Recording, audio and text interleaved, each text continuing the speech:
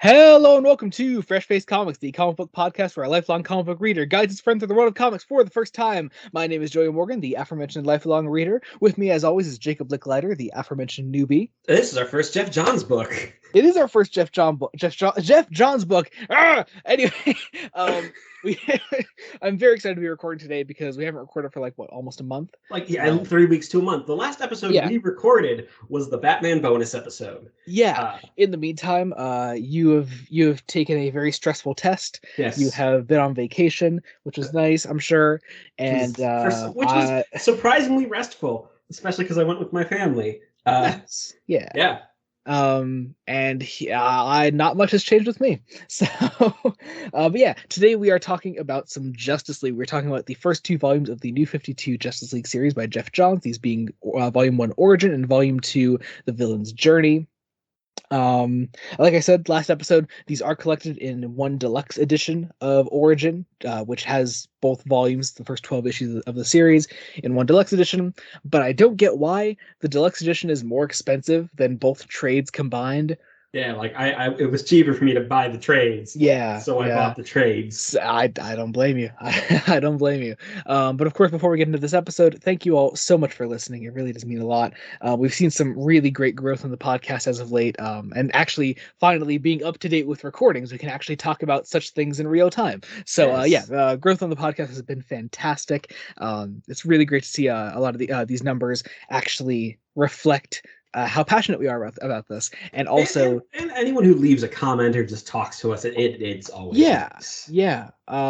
Also, thank you all. I think this is the first thing we're recording since we activated ads on the podcast, so I just want to say thank you all so much for supporting the podcast despite the quick 30-second ad at the beginning of each episode. It really does mean a lot. Obviously this means nothing if you're watching on YouTube, but if you're listening to us and you just heard a 30-second ad and me advertising Anchor, it really does mean a lot. It really helps us out, helps support the podcast. A lot of this money, because it's not much, is going to be going straight back into the podcast. So it's really nice to see, and great to see that support's still there. So one other thing before we get into this episode, we have now started with this episode. We have started asking on the day of recording for episodes, asking for comments, questions, things about the stories that we're covering. So if you follow us on Twitter, me at Jomo, with 3 underscores, and Jacob at Newt5996. Both of those will be linked down in the description. If you follow us and look for the days that we are recording the podcast, you'll be able to ask questions and leave comments and your thoughts on these stories that we're covering as we go through them, and we'll get to talk about those comments and questions on the podcast itself. So we have a couple to talk about today. I'm very, very excited for it. So without further ado, let's get right into it. Let's get into it. So non-spoilers first, as always. Jacob. Yes. What is the New 52 Justice League about? Well, it's about the Justice League forming in the first volume. And then I think we're skipping ahead Are we skipping ahead 5 years? It feels like we're skipping ahead the 5 years to 5 years. Yep. To quote unquote present day. Present day 2011. Present day 2011. Yeah. Batman has had 4 Robins. Yeah. New 52. Again. I know we've talked about this before and complained about it in the podcast, but the New 52 timeline of just, is ridiculous. The DC universe has existed for 6 years in its entirety, and all this shit has happened. Just makes no sense, obviously. It doesn't make a whole lot of sense. That doesn't actually impact the first volume. Origin is actually a really fun, early DC universe idea of let's just form the Justice League. The world is under threat. Superheroes are kind of not the most known thing. They're just starting to emerge.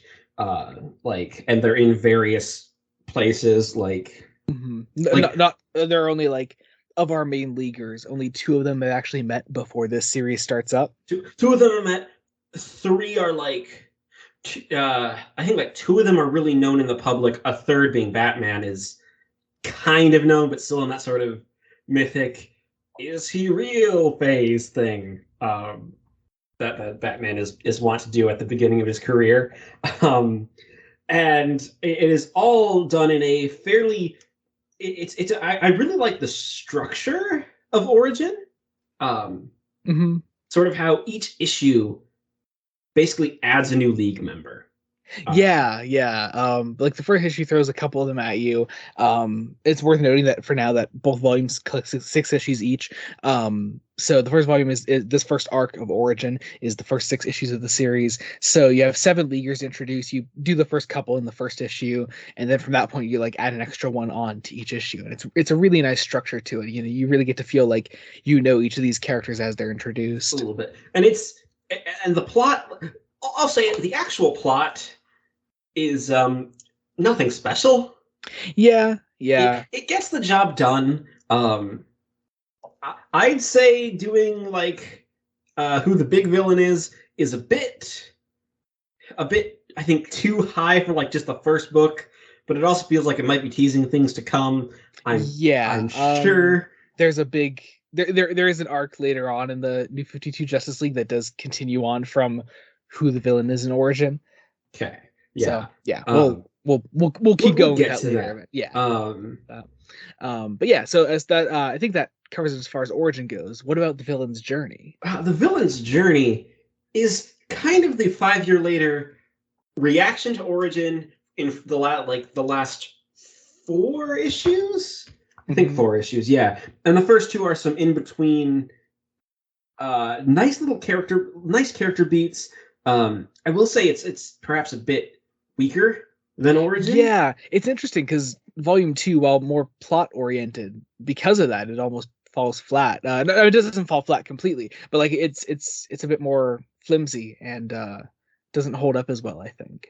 It's a bit flimsy. It somehow feels in some places like more setup. Like there's a reveal of a character at one point, who's kind of on the sidelines.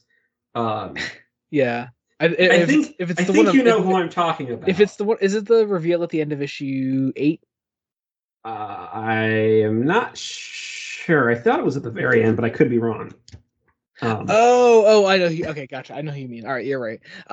Yeah. So like, while this is while Volume Two like does continue on from what Origin does and does sort of work to expand the larger New 52, it is at the same time also like, okay, we're also setting up so these other series, these are other plot lines for different books. So Villain's Journey does set up it's not a spoiler to say it's, the New 52's version of the Justice League of America rather than the regular Justice League.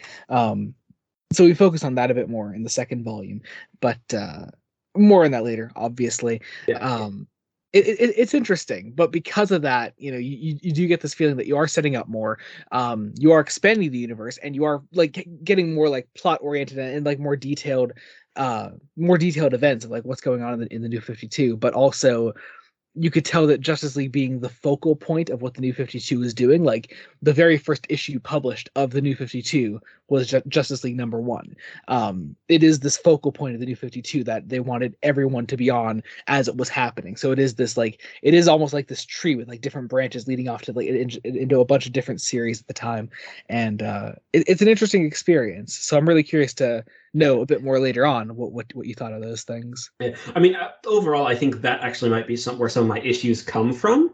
Uh, Mhm. Mainly because trying to have every character in every branch coming from this one book, Mhm. like they do, kind of gets in the way. Yeah. Like, I see. It's interesting because I've always had this experience with comics, and obviously you're newer to it. But when I remember when I read Villain's Journey for the first time, I was like, "Oh shit! I didn't even know that was a thing." And I went to go read Jeff Johnson's Justice League of America like immediately because I loved that team lineup, and so like that's what the desired effect is, and it works on me because I'm a sucker for the comic format. But obviously, I guess for someone like you, like that doesn't work as well because it doesn't work as well, you haven't and gone through the process that a lot of people have gone through of like buying like issue by issue. Oh, this ties into this leads into this. and it's You're kind of an you're reading like issue. big collected Yeah, editions. it's So kind of an issue. Like, if you're in 2011 trying to get into comics with this reboot, which is rebooting the entire DC universe, as the New 52 was a semi-successful attempt at doing, mhm. and Well, like that's the thing with Justice League. It was advertised. Justice League, the title in particular, was advertised as this big sort of like, hey, jump on here. You could read Justice League, and then it'll show you these other aspects of the universe that hey, if you're interested in, you could go read. Like Hell and Villain's Journey, there's a small tie to even Court of Owls. So like you could like jump from that point and be like, oh, what's going on in Batman at the time? Oh, Court of Owls. Let's look at that. You see the end of this volume and you're like, oh shit, Justice League of America. Let's go see what that's about if you're interested. Or you could just keep reading Justice League. Yeah, and I think that effect isn't quite as, it's trying to get people to invest more money when really it should be focusing still on telling the Justice League story and continuing that forward. And that's kind of what Villain's Journey doesn't do. It's at this point that I would like to bring up our first Twitter comment for this episode that I thought was really interesting. I was asking people on Twitter what their thoughts are on Origin and Villain's Journey and just Jeff Johns' Justice League as a whole. And I got this really interesting reply from Ben O'Neill at Bones4918 says, "It's a solid run, but it reads like a movie pitch. The more comics you read, the less special the run feels. Hard to really see it as anything more than a beginner's Justice League run. It's a bit harsh, but I do see where it's coming from." What are your thoughts on that? I mean, that is a really good sentiment, because Villain's Journey especially is basically a bunch of movie pitches. Like, yeah, there's a decent plot in like the back four issues with the actual plot. Yeah. When they get Jim Lee to do the art again. When they get Jim Lee to do the art again, which we're gonna need to, just non-spoiler, just to gush over the art and get that out of our systems. Yeah. So most of these 12 issues are drawn by the great Jim Lee, fucking legend that he is. So this is not only your first Jeff Johns stuff, but also your first Jim Lee book. Now, of course, Jim Lee was a figure I was aware of. Who fucking wouldn't be? You know, he has had such an impact on the wider DC universe and just comics as a whole. He goes hard on every panel, everything. Like, this man does not phone in anything. Fucking All-Star Batman and Robin, the Boy Wonder, he did not phone in. He does not phone in, and it's really, really interesting, and it's such a good style too. Like, so damn good. Yeah, absolutely. It really, like, it feels very definitive, doesn't it? Yeah, it's very much like defining, this is the tone and the style of the New 52. Like, even like we've covered 3 volumes of Batman in the New 52 at this point. That Jim Lee style and like that sort of framework for some of like just the look of the universe that other artists can put their spin on is still like there as a template. Yeah, definitely. You also get through Villain's Journey, you also get introduced to another big collaborator of Jeff Johns' Ivan Reis, who did, I believe, most of issue 8. He does this really great big spread on like the second to last page of issue 8. And God, I love Ivan Reis. What did you think of his art? I liked actually pretty much all of the art that wasn't Jim Lee's. It was just kind of a shame that it was paired. It was paired with a Jim Lee, yeah.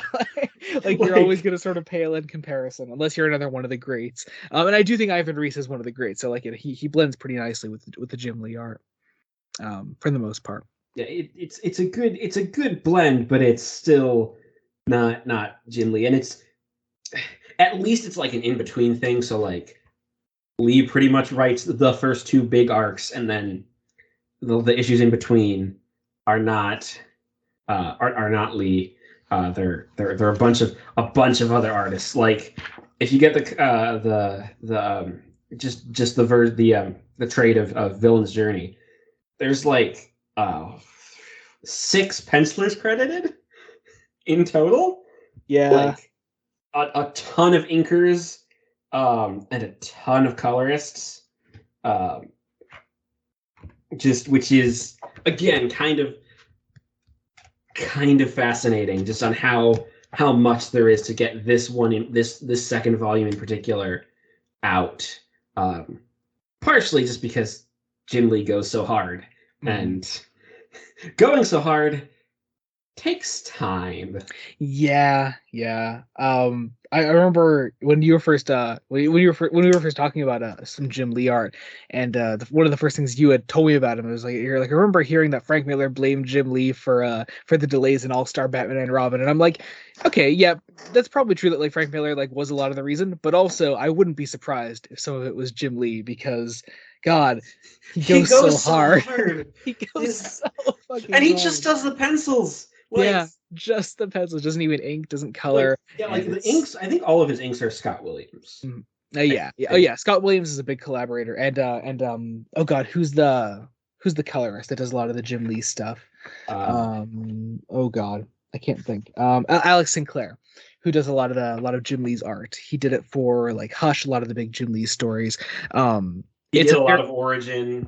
Yep, it's a very signature style that like that specific combo of Jim Lee, Scott Williams, and Alex Sinclair. Like it works so well for Jim Lee's style.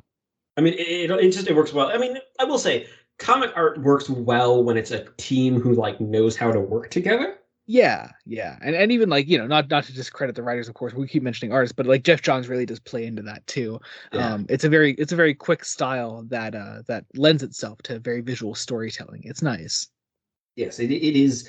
It is nice. It is interesting. All of the covers of all 12 issues, I think, are done by Lee. Yes, yep. Yes. Yep. I will say all the covers in these two volumes are brilliant. Yeah. If we do not stop to say the cover is brilliant, Yeah, definitely. take it as read. They're all gorgeous and interesting. And let's be honest, this is kind of my first real interaction with a lot of these characters. For like, yeah, like a lot of them made like small appearances throughout like Death of Superman. We had other small appearances elsewhere, but yeah, this is like a lot of your big introductions. This is like your first proper introduction to a lot of these big characters. yeah. So it's important that it's to get like very definitive looks and feels and personalities for them. That's where these two books really shine, I think. Yeah, and it's such a good idea. Like Yeah. it's such a good idea to start with like a simple Justice League story of let's introduce these heroes one Well, at a time. the Justice League origin, I don't think had really been officially redone since it was first created, unless you're considering like, animated series and movies and things like that. This was like the first like proper like let's redo the origin of the Justice League for the main continuity, and let's see how it works out. And I think it works really well. Well, It's because this would have really been the first time that the universe, well, yeah, that like the universe was fully rebooted. Oh yeah, fully reset. Because even like Like- Crisis on Infinite Earths, like that still had like remnants of like, okay, well, Batman's not going to stop its numbering just because some universes died. Yeah, I don't think a lot of. I don't think a lot of like. I don't think Action Comics stopped its numbering. No, Action Comics didn't, but like Superman, Wonder Woman, Flash, they all restarted their numbering. Well, didn't Superman become like Adventures of Superman, and then no. Adventures of Superman is different from the main Superman title. Is it? Yeah. We talked about this whole thing in Death of Superman, Jake. Oh, wow. Yeah, Adventures of Superman is a different title from Superman. Okay. God, there's so many Superman titles. Yeah. And now we're living in an era of so many Batman titles. Yeah. Wait, I think I see what you mean. Yeah, okay, yeah. So you mean like the pre-crisis Superman title became Adventures. Yeah. Okay, you're right about that. Yeah, you're right. Okay. Yeah, because sorry. then they misreading redid Superman with like. I was misreading what you were saying, but yeah, they are still two separate titles. Yeah, because then they revamped Superman with issue 1, and then like by 93 you got to 75 where he dies. Yeah. Which, fun fact, I do have the first issue of that John Byrne Superman run, which actually isn't as expensive as people think it is.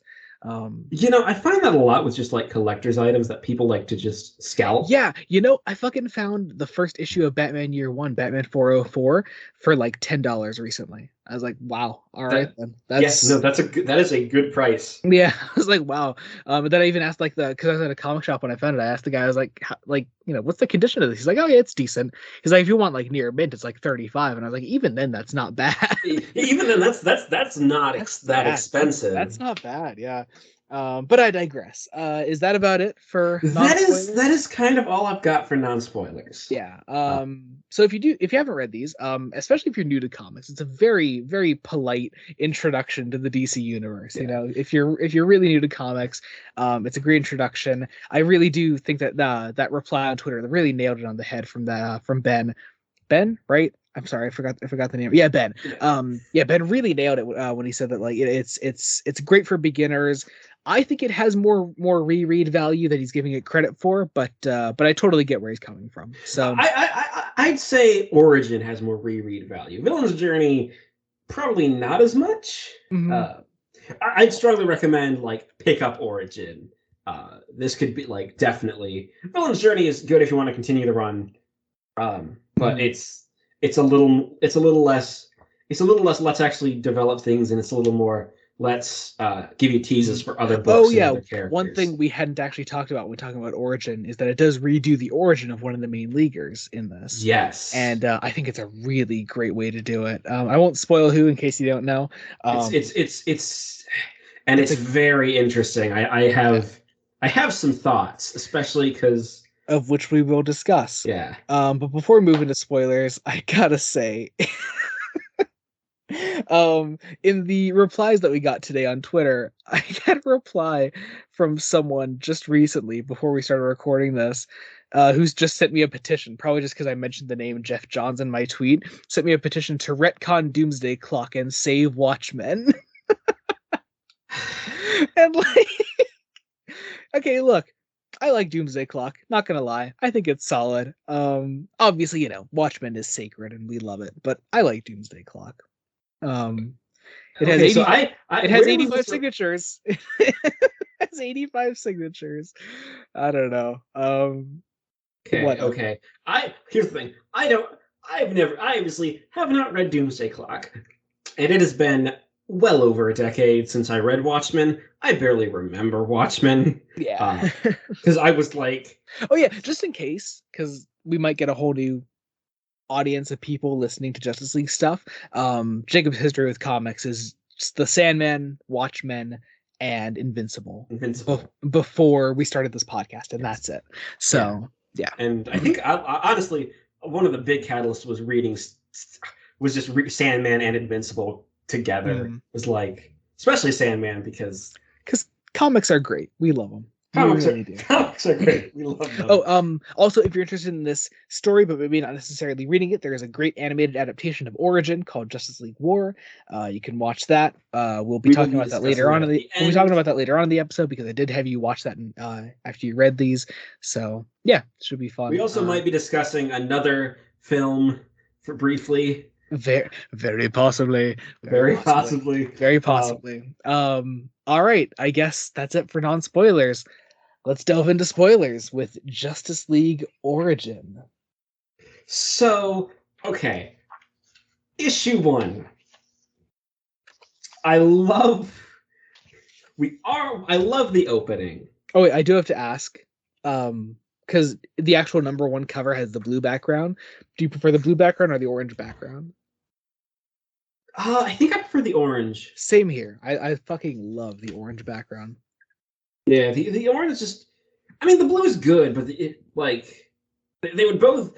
Seeing them both, like... I would probably, like, if I went to, like, a shop and saw an issue of either the blue background or the orange background, I would probably pick it up.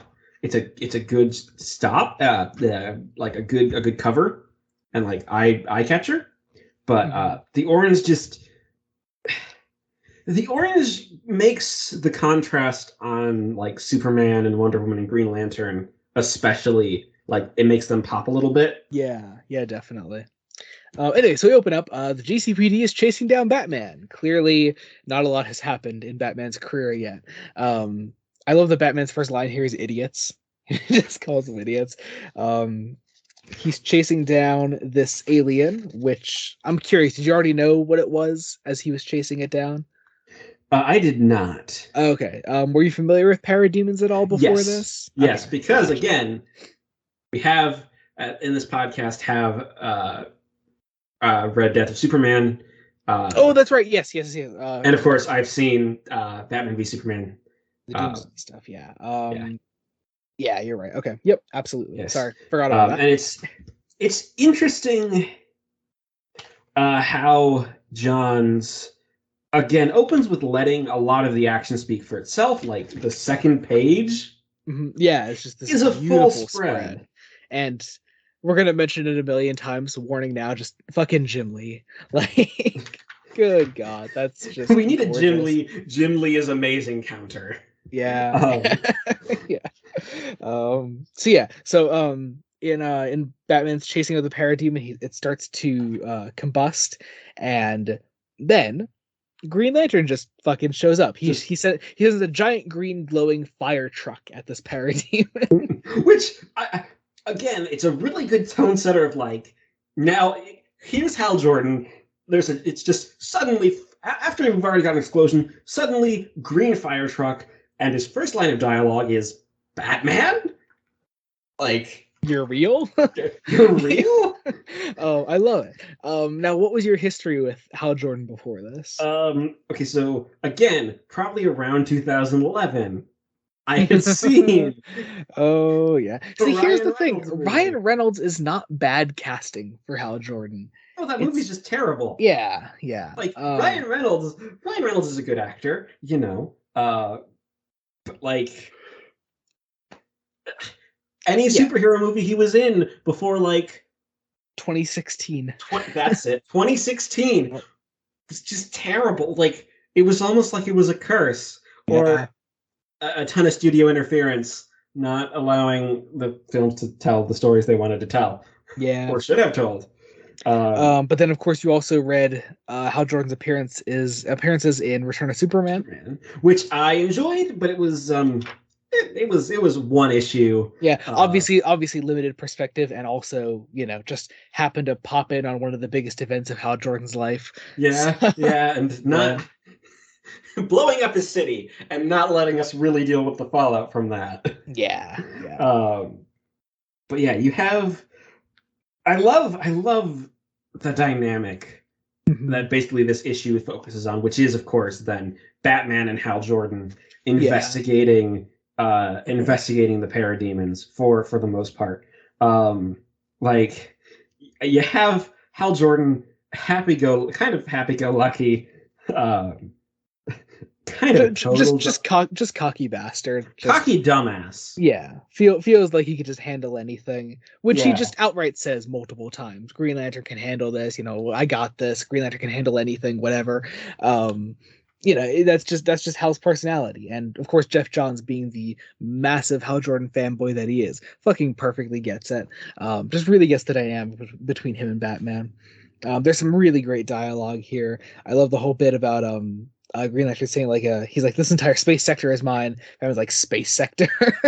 He's like there are, Green Lantern's like, there are thousands of others out patrolling the universe, a whole core. I was like, sure, whatever. It's so I great. Like totally believe that. I 'Cause love their dynamic. Parademon turns into a fucking like spider, like General Grievous, and like starts crawling away. Um, yeah, I don't know exactly how this works though. Then Green Lantern like makes a bunch of fire truck constructs and like sprays green fire and puts out the fire, green water, and like puts out green the fires water. and puts out the fires. I don't know how that works exactly. Um, space magic bullshit. Yeah, yeah, I mean, yeah. I mean, what doesn't the Green Lantern ring work on like whatever the user can imagine it can become yeah, real? yeah, yeah, Like I can bet that Hal Jordan has the basic knowledge of chemistry to be like water. yeah, yeah. I Um, love like they uh it's this basically the explanation is he's only here because there was an unauthorized extraterrestrial presence in Gotham, uh, and he's basically showing off to Batman, who I think he kind of like is like just like admires like Secretly, very secretly. Um, But um I love this whole bit where Hal's like asking him what like his superpowers are, like super strength. And then like it's I like was you like, no, I can't can't do fly, that. no. Can't. Super strength, no. Hold on a second. You're not just some guy in a bat costume, are you? And then just Pause. Are you freaking kidding me? I love the little like smirk that Lee draws on Batman there. Like, oh, it's so great. Bruce Wayne is allowed to smile, and He is so allowed to smile. that is great. And then Batman just like pulls off his fucking ring. He's like, I don't see any buttons, so I'm guessing it works on concentration. And he's like, you weren't concentrating. It's so great. But what I find interesting is that Bruce can't figure out how it works, really. Yeah, he's just like, it just works off concentration. But because, Bruce is a fucking know-it-all, he assumes he knows everything about it at that point. Yeah. There are a lot of great moments like later on. This is also young Bruce. So this is Bruce showing off is just as much his thing as it is Hal Jordan's, I'd say. Yes. Like Batman, Bruce and Batman, he is inherently smart, but especially at this younger stage in his life, he's very much like, I will show that off as much as I can. One thing though I especially like is John's not falling into the every single superhero needs to immediately fight each other when they meet. Yeah. I mean, to be fair, it does happen a few times. It happens.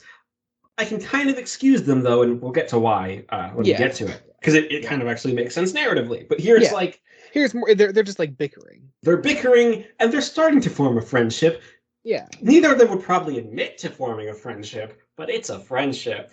And it's worth noting that in Origins specifically, like Batman and Green Lantern are the stars. Like they are definitely like the breakout characters in this first six issue arc. I don't think I can entirely agree with that. Are you thinking Cyborg? Yeah. Yeah, definitely. Cyborg, I think every character gets enough time to shine. Yeah. I think this hits a really good ensemble dynamic. Mm-hmm. I think my favorite thing about your reading experience of this though was when you were done reading it, you're like, damn it, Joey, you maybe want to read Aquaman. Yeah, you did.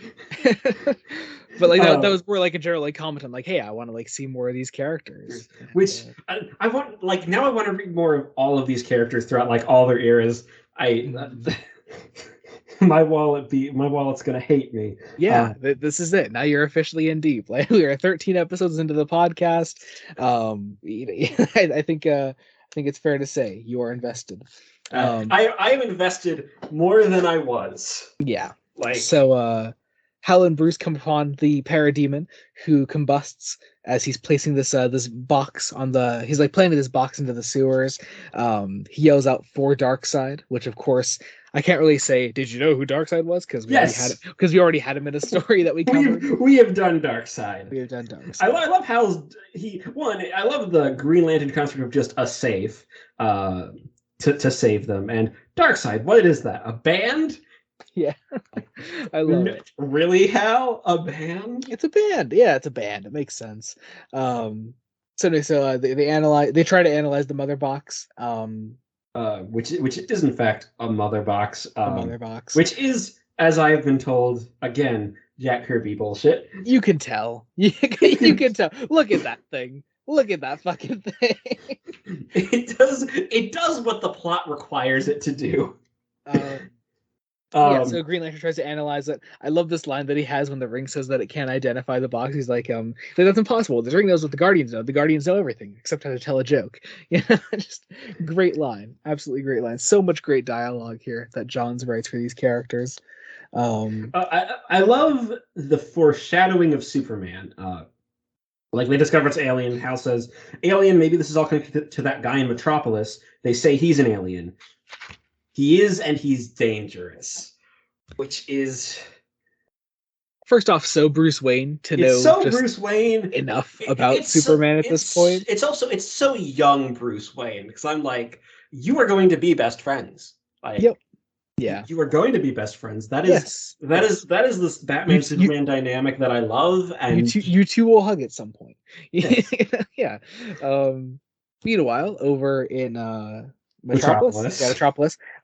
We meet up with Victor Stone, who is a football player and a damn good one at that. Apparently, I don't get football, so I don't get how this works. But he gets a touchdown. I know that's a good thing. Yes, that means he gets.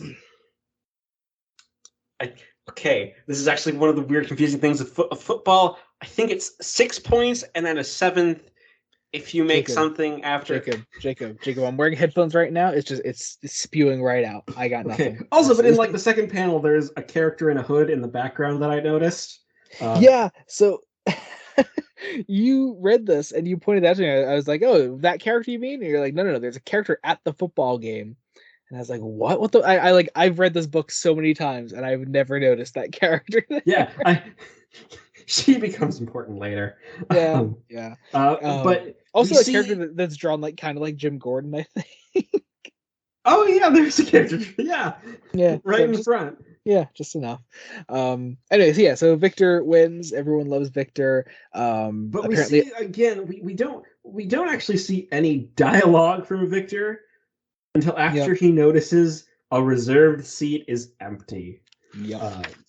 Uh, We go inside to like this locker room. All these like different like people from these different colleges, I'm assuming, are yeah, asking are like offering Victor like scholarships and full rides, and because he's such a great football player. full rides and probably not full rides, knowing what I know about how college football recruits. Yeah, yeah. But Victor outside is on the phone with his dad saying, "Hey, they need you here to like sign off on this. You didn't come again, whatever." Dad's a disappointment. We know this trope. Yeah, and you know what? Johns executes it perfectly because I'm like, I really don't like Silas Stone. Like, yeah. Maybe not in this scene specifically, but man, there's a fucking scene later on in like I think it's next issue. Oh my god, fucking hate this man. yeah, Um, anyway, so um, outside, we see a giant green jet flying over the football field. uh, which is some very nice little subtle world building of it's one of them, but it's not Superman. Seems like there's a new sighting every day. Yeah. So like all these like heroes are like rising up in different places throughout the world. It's a cool thing to see. And this idea that his dad studies them but Yeah. doesn't tell him about his work. Oh God. It's like, I work in a lab, I understand, but also you're just being a dick and blowing off your kid. Yeah. Um, Meanwhile, Batman and Hal. I noticed that we're not really calling him Green Lantern much. He's just Hal. he is Hal Jordan. He's Hal Jordan. He's a dick. We land because he flew in there in a giant glowing green jet. Of course. Green Lantern decides that he can handle Superman on his own, so he traps Batman in a green box. At which point he gets his ass handed to him, and part of you just smiles, I think. Yeah, I mean, not as much as Guy Gardner getting his ass handed to him. Yeah. But based on what you know about Hal in this, Hal's a dick, but he's kind of a lovable dick. Yeah. Like, there's a difference between him and Guy Gardner. Yes, a big difference. Yeah. But he gets his ass handed to him by a red and blue blur, which lands in front of Batman and says, "So, what can you do?" Which is Superman here. What a last page. I love that with the glowing red eyes. It's brilliant. It's good. He also looks really young, like really young Superman. Yeah, very young. Very young. Like baby Superman. Baby boy. Baby boy. Evil. And then we get to issue 2. Issue 2, another great cover because Jim Lee.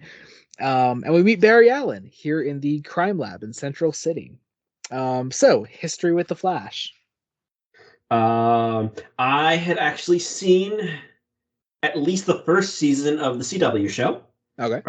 So I'm familiar with Barry Allen, his origin, and his whole deal. Interesting characterization in the show versus the comics. Yeah, the show isn't a very great representation of Barry Allen, I'd say. I mean, Grant Gustin is a great actor. Oh yeah, great actor. I really appreciate him as an actor, but I'm gonna be honest. I wish the show makes Barry a dumbass. Like, I didn't keep up with like the show, but I've seen stuff from like later seasons. I'm like, they slashed this show's budget, didn't they? Oh, and it's God, like, yeah. Yep. And it's like,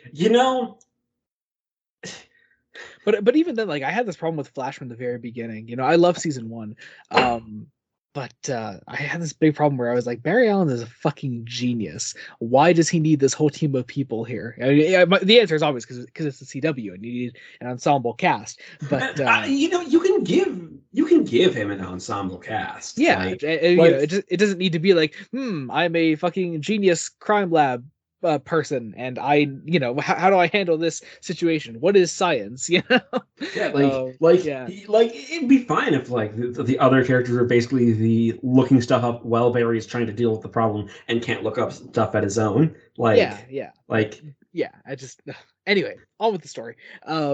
We meet director Singh here, who I think was he in the show or I no? don't remember. I don't remember. I think he was. Yeah, but I don't know. you have this Anyway, interesting again this idea of like this anti-Flash position. yeah. So like director Singh here has like everyone in the crime lab working on the Flash case, trying to figure out who he is, trying to hunt him down. And Barry's like, "Hey, can we focus on other cases?" Huh. For no reason, Yeah, again, I mean, see, if it was like this kind of a dumbass in the Flash show, it would work better. Yeah. But meanwhile, we go back to the fight. I love this line that Superman has. It says, "Tear gas, sonic grenades, tasers.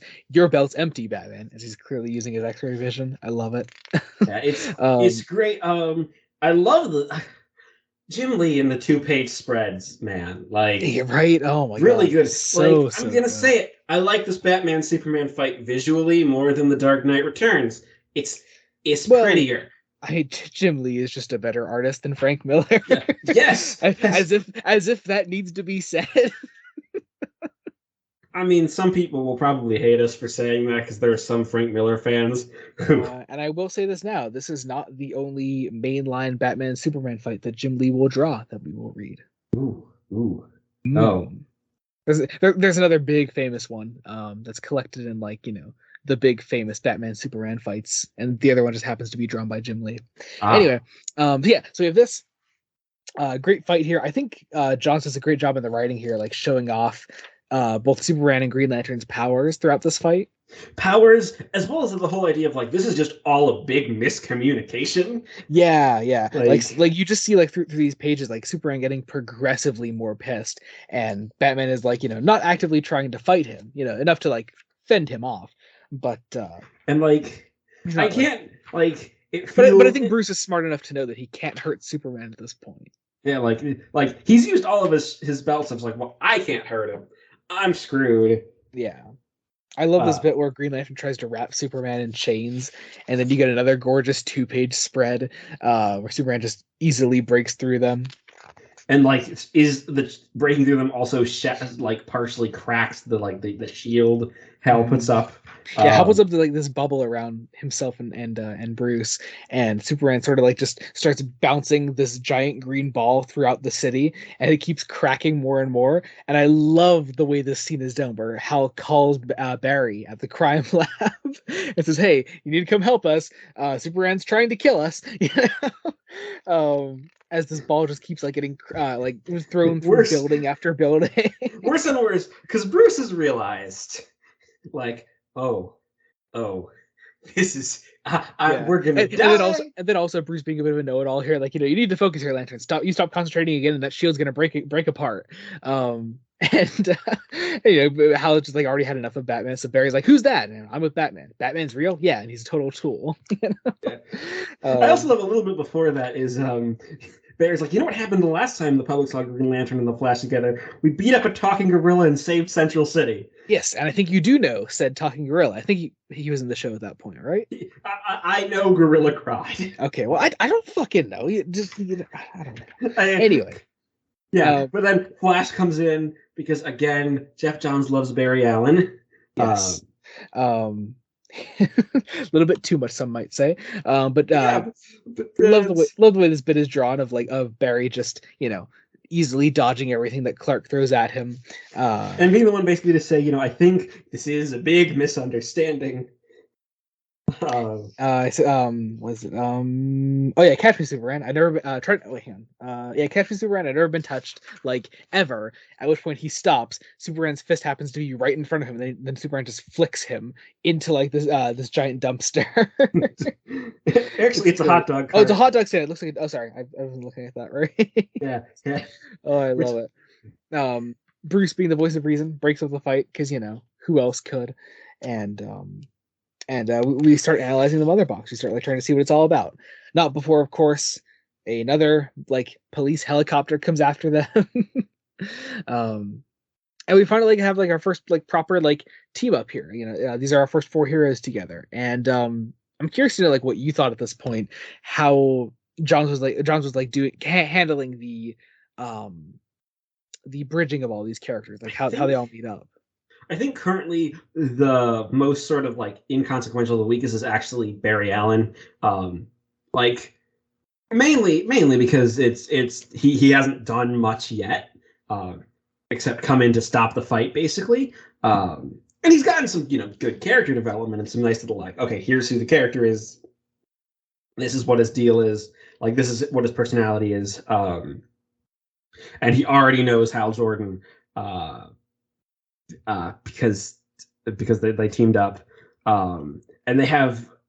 I think really it's the last page of the scene where you get sort of the idea that Barry's not a vigilante. I don't want to get lumped into this. I never break the law.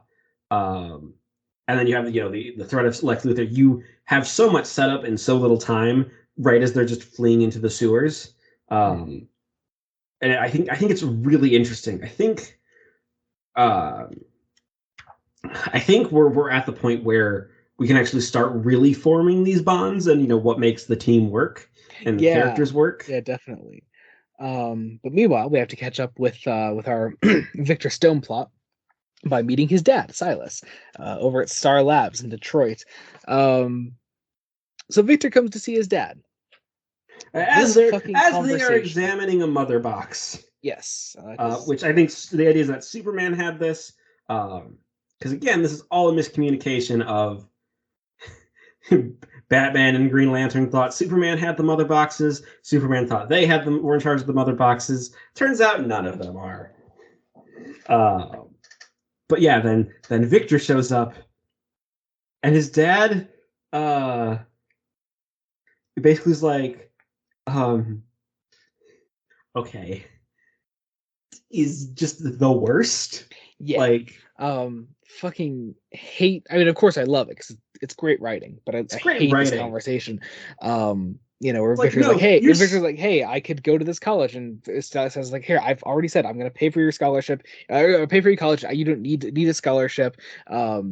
And Victor's like, yeah, but like I'm good at this. It's not about you paying for my college. It's about like me actually like earning it and finding his own identity and place in the world, and doing something that he genuinely loves, and having a father who is not supportive of that love. And this fucking line here that Silas has, open your eyes, son. Look at the world we live in today. We're witnessing the birth of a new race of people, superhumans, beings who can fly, tear through buildings, and outrun race cars. They will make what you can do obsolete. Do you understand? Catching footballs and scoring touchdowns is a joke.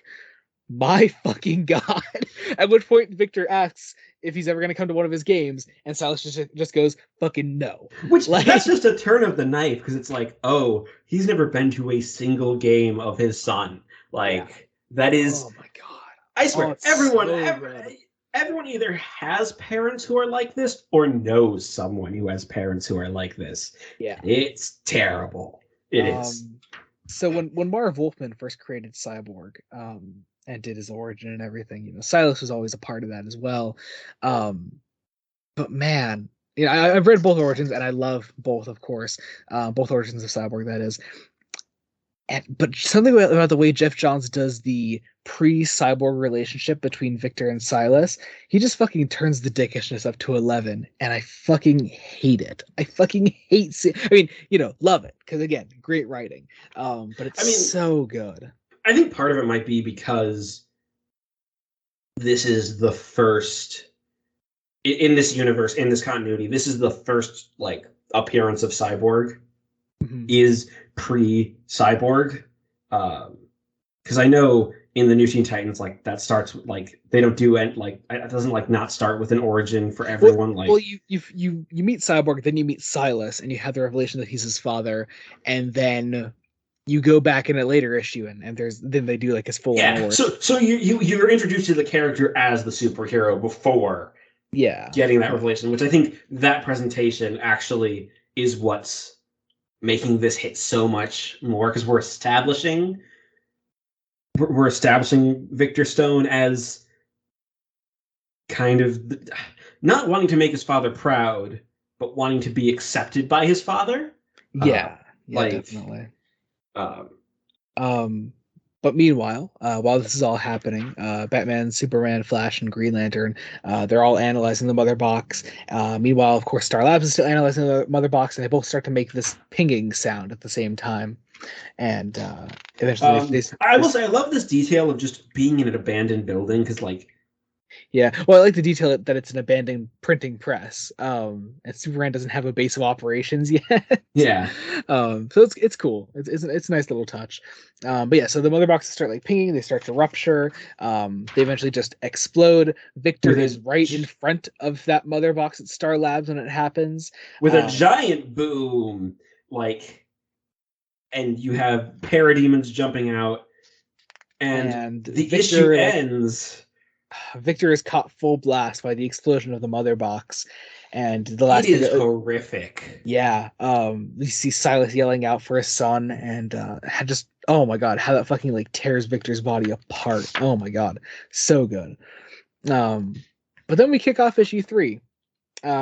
First off, Jim Lee's Wonder Woman is fucking top tier. I love that. It looks so damn good. Um, but we kick off with Steve Trevor here. Now, I guess let's cover them both at the same time. Wonder Woman and Steve Trevor. What did you know? So, actually, probably one of the League members I was least aware of. Um, Okay, that's like, interesting. I hadn't really, like, I hadn't really seen a whole lot of Wonder Woman. I had not seen like the DCEU film Wonder Woman or Wonder Woman 1984. Okay. Like, No, no Linda Carter. no Linda Carter. I was aware of Okay. Linda Carter. All right. I vaguely knew her backstory, but also like she's a character whose backstory I don't think is as consistent as other characters. Well, usually it's along the same lines. We'll get into it with a later book that I plan on us covering. But it's usually along the same lines. So you see you hadn't seen either of the Gal Gadot movies, right? No, I had seen obviously Gal Gadot in The Batman v In the Superman, Snyder stuff, yeah. in the Snyder stuff, and And obviously I'm sure you know before. that Chris Pine's character is Steve Trevor in those Yes, films. yes. Yeah. I just hadn't watched the film because Okay. yeah, like So that happens. so as far as this version goes, Wonder Woman came to Earth. Not came to Earth. Fucking came to the world of man. So they're doing the whole like Themyscira as on Earth, but like hidden by like magic and I believe that's the way they do it in this one. Yeah. yeah. But yeah, so Steve like is involved with her. He's sort of her representative on the world of man. And we are here in Washington D.C. First off, great full page of Wonder Woman here on the second page. Yes. Love that. Just Jim Lee art. Jim Lee Art. And then you get It's and a then great idea of because her we're at a like point. Oh, not sorry, go just for it. wanting to stay put, like because you have one of the most interesting scenes of the comic. It's so great. Well, we're at a point in the comic where most of our leaguers are introduced. So anyone else we introduce after this point does sort of need to get like, a scene that does exemplify their characters very clearly. So I think that's what this scene is doing here when Wonder Woman meets this little girl. And she's having ice cream, and Wonder Woman sees like, she like wants some ice cream for herself, but the girl drops the ice cream, so she fucking points her sword at the ice cream guy and asks for 2 more ice cream cones, and says that she is in love with ice cream, and says that this cook is truly blessed. And it's a scene that everybody loves, and I love it too. It's such a great It's a great scene, but it also kind of shows a lot of humanity for the character. Oh yeah, definitely. Because like For someone that like at least in modern comics, modern specifically as in like, New 52 onwards, who's very much exemplified as this like, very uh very violent warrior. It's important to have these moments, I think. yeah, I think it's perhaps a problem to just write a character like Wonder Woman who is just like a violent warrior. I You Yeah. need to have a human connection, and it has to run through like she has to Like be even sort of like a even when voice of Snyder reason. like even when Snyder does it in Zack Snyder's Justice League, like you have that really violent moment where she stops the robbers, right, at the Right. beginning, and she still has that moment with the little girl there that like looks up to her. Like it's a great balance there, I think. Yeah. Really And good portrayal. yeah, and I think it's a matter of knowing that you have to, create. You just have to create like superheroes still have to be human beings essentially, um, Hmm. or else. It's worth noting that also, because Jeff Johns is just one of the most influential writers in DC. Everyone does the ice cream scene. It's here. It's in the animated movie, obviously. Fucking Patty Jenkins does it in the first Gal Gadot Wonder Woman movie. That's Everyone does the ice cream scene. It's it's a fucking great. good It's scene. a really great scene. Yeah, it's great. It's It's so also a scene that I think you could actually do a lot of different interesting takes on with how the actor delivers the lines. Uh, yeah, definitely. but yeah, but you have this great rundown of who Wonder Woman is. Again, I love that she's not looking for a fight, but looking for people to protect and help. Yeah, yeah. Like But of course she does get her fight, because there's another boom tube that opens up above this one building, and these parademons come out. okay, is it supposed to be like the White House? I don't think this particular building. Maybe it is. I don't know. I don't think so though. It's Not, a building in DC, yeah. but like, yeah, it blows up, um, and we cut immediately back to Star Labs. Victor is not in good shape. No, like Yeah, yeah. like Also interesting here that what is it? Anthony Ivo gets taken away. Yeah, Professor Ivo. I don't think you know anything. Or wait, have you seen Arrow? Have you seen I Arrow season 2? I think yes, they do Ivo in season 2. they might. The name sounds I think familiar. he's part of the flashbacks, the island flashbacks in season 2. Okay, yeah, I'm he's who pretty I'm sure. thinking of. Yeah, Yeah, with Deathstroke and all that. Yeah. yeah. Yep. Anyway, yeah, so he's part of that. Interesting that Ivo's just part of this. Typically his role is that he creates the Amazo android. So there's that. Okay. Anyway, You big have fight. We get a lot of Well, actually, you have this scenes. great pathos from Silas Stone. I already saw his mother die. I refuse to watch him die too. Yeah. Uh, Oh God, so good. I don't think they ever go in this version.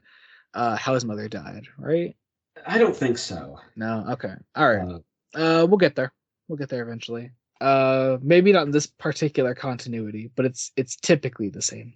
it's typically. Um, typically the same. It's not the Zack Snyder Justice League version, though I do love that version. Okay. That one fucking hits. Oh my god. Anyway, so a big fight here. I We get love a the lot. little moments of whenever someone finds out, wait, Batman doesn't have powers? Yeah, right. I love it.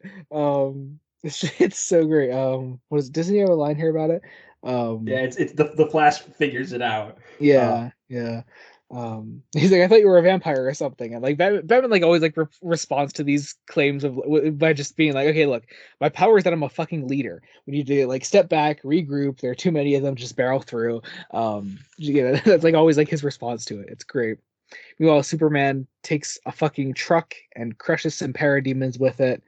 It's great. Like I don't know, it's I just great. love that Like one. again, this is all action and the team working together while Victor Stone is rushed further into Star Labs. We go into this place called the Red Room within Star Labs, which is a place like full of like found alien tech And throughout we get the one of the world. few moments of like again fatherly love from Silas Stone. Yeah, which is there, just buried very deep within Silas. Very deep underneath several prejudices and just sheer dickery.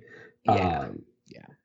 yeah, and you get more action before Wonder Woman shows up with another amazing Jim Lee splash page With a great line, creatures of evil back to to Hades. Hades. So great. Oh god, I love it. Yeah, great page, great 2 pages. Flash says, I oh will say one wow, thing that hasn't dibs. aged the best is Hal calling dibs. as if the line right after that is Clark being like, ooh, strong, sexy woman. You Yes, like, gentlemen, please, this is a war zone. I love it. I love it. more on it in the next volume, but I know that you knew it was a thing already. The Yeah. Superman Wonder Woman relationship. Yeah. We'll get there. We'll talk about it. It's We'll a talk about it. thing. So anyway, back to the Red Room. Silas is testing out this alien tech. He wants to save his son still somehow, but man, it's not looking good. We we start to sort of inject him with this nanotech, right? And it's gonna Right, yeah, like this nanotech. it's gonna make this case around his body. Gee, I wonder what's gonna And happen. immediately, well, and they bring down. I think the idea is that like it doesn't like they bring down like metal skin grafts because they do it differently in the movie. Yeah, I do like the way it's done in the movie. They're two very different ideas. I think I like it better here. Yeah. I think it works better, and I think it gets away with some more like graphic scenes of Victor Stone being in pain. Yeah, without having the like shell around him. Yeah. Yeah. Anyway, so back in Metropolis, the parademons start flying away from our heroes, and they start circling around the water. Meanwhile, Cyborg gets like these visions in his head that the like technology from the mother box is sort of like implanting in his mind. So he sees And like this like fiery mountain, this figure standing atop this it. Jack Kirby-esque figure. This Jack Kirby-esque figure. Love it. I love it. Obviously, you know who this is already. Yeah. Moving on, this giant portal comes out of the water. We get this giant pillar that comes out of it. A parademon comes towards our heroes and is stabbed in the back by a gold trident. And we have the entrance of Aquaman. I love it. On the greatest line ever, it says they were in the water too. So who's in charge here? I vote me. Again. And then probably my favorite cover of this collection. Actually, I don't. There's something about that cover. Yeah, that's just so good. Also, how do you feel about like the jewelry on this version? You know what? I like that Jeff Johns and Jim Lee are kind of embracing the camp. Definitely. Because, the only other comic Aquaman that I've really experienced is edgy 90s Aquaman. Edgy 90s Harpoon. Yeah. So this is nice. Like there's a bit of camp there, he has some pretty corny lines. But also like, he is a hero. Like, he's still very heroic. He is strong, he has powers. He's serious, but like, but it's presented in a hokey way still. It's nice. And there's some good funny one-liners. And it does again, I feel like the really I probably even like the Super Friends portrayal probably got exaggerated a lot, like through pop culture osmosis. Like, definitely. I mean, when people think of Aquaman, they think of like, the fucking, swimming through the sea on a giant seahorse, Which, let's be honest, you can make that image cool. Yeah, which I think is done at some point. I know they do it in the James Wan Aquaman movie. He literally rides on a seahorse at one point. Ooh, fun. Yeah. I have not seen that film. Oh, that's right, you haven't seen that. Oh yeah, they do that at one point.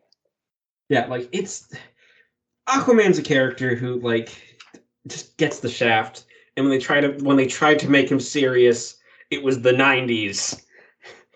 Oh, the 90s. We love the 90s. Is that still like most of our episodes? Is that 90s stuff still? I think so. Well, I think Death and Return of Superman still like racks that up a lot, doesn't it? Yeah. Well, yeah. Because you got Long Halloween, Dark Victory, the 5 Death of Superman episodes. Yeah, it's most of the episodes already. Yeah. Yeah. So yeah, it's still more, but like we're balancing it out with other things. Yeah. Definitely. Which I think is good, because the 90s, while important, is not representatives of what comic books are today. Yeah, of course. But moving on, we are at issue. I dropped the book. Issue 4. Issue 4. Like I said, my favorite cover of the collection. I love this one, especially with like the Green Lantern down in the bottom there. It's great. So we're back at Star Labs. Victor is officially like, he has like this cyborg. He is cyborg at this point. But he is in so much pain. Yeah, yeah. I love the way they do this whole thing, like, his dialogue, the way it's written, the way this like sort of computer voice talks to him in his head, and you see like how it tortures him that he like doesn't have full control over his body. Losing what it's also been him losing what identity he had. Like Yeah. the idea is that like the machine is walking for him. And also that a lot of his identity before this was his physicality, as a football player, just as a person, and to have that stripped away from him, it's portrayed really well here, and it's haunting. I love it. It's also an interesting update to like the design, because they're like Cyborg's a character whose design has to change as technology changes. Yeah, and he's had a lot of different designs over time. Like the one I'm most familiar with is the animated Teen Titans design. Yeah, the 2003 one. Yeah, yep. Which is still a great design. Like, yeah, but I love this one. This one's nice. So these parademons have like sort of made their way into Star Labs, and Victor, with his newfound technology, sort of he's like not even actively doing it. He's like the computer is doing it for him. So it's doing it as like a defense mechanism to blast these parademons away. Silas tries to talk to Victor, doesn't even necessarily try to comfort him. He because Silas Stone is kind of getting off on this. Like, he's kind of Silas does the whole like, oh yeah, you should be grateful because you were going to die. This was the only way to save you. And Victor's like, yeah, why should I be grateful for this? This is fucking horrifying. It's horrifying. Also, like, Silas Stone is basically forcing his point to be correct, but like it's not the correct point. From the previous issue, like he's forcing it so his son can't do what he wants to do. He is now a cyborg. Yeah. But meanwhile, over here, back in Metropolis, Cyborg, like, he bounces away, leaps a tall building in a single bound. I don't necessarily even think that he's really in control. No, not really. I mean, at the very least, he put in the command to jump away. But like I think it's the whole implants that are actually like doing where he's going. Yeah. But we go back in Metropolis. We have most of the league together at this point. It's our main 6 heroes. We're meeting Aquaman, and I love. It's a dated joke, but I do love the Conan O'Brien joke. I mean, Conan O'Brien is still on TV. Yeah, he's still relevant enough. And still remains like the best of the late night hosts. Yes. Well, I like Colbert myself. Colbert's good. Sorry. Colbert's great. When I think of late night, John Oliver. Come on. When I think late night, my brain just is flooded with the late night Jimmys and James Corden. Yeah. And I don't.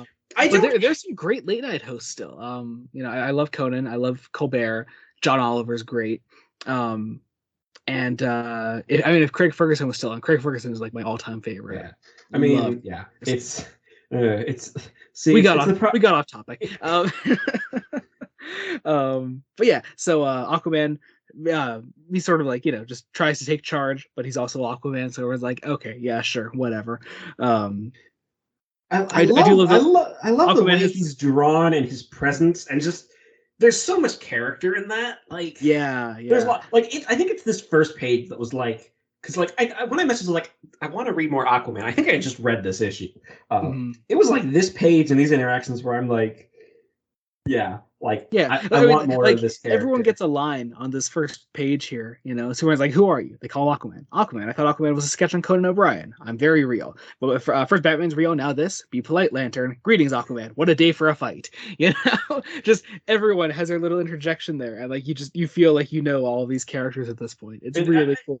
It's kind of a shame that the movie adapted out Aquaman. For a purpose. And also the replacement is Sean Astin. So the replacement is Sean Astin, who again we will talk about because I have thoughts. Yes. It is a shame because we lose the line of, "Hey, I'm not a fish Aquaman. Don't order me around like." And I love this whole line that Green Lantern has. He's like oh god, what is it? Green Lantern's like, he's like, Superman might not say much, but he can fly and juggle trucks. The Flash is the fastest man alive. Wonder Woman can slice through an army, and me, I can do anything with this ring. So really, what can you do that we can't?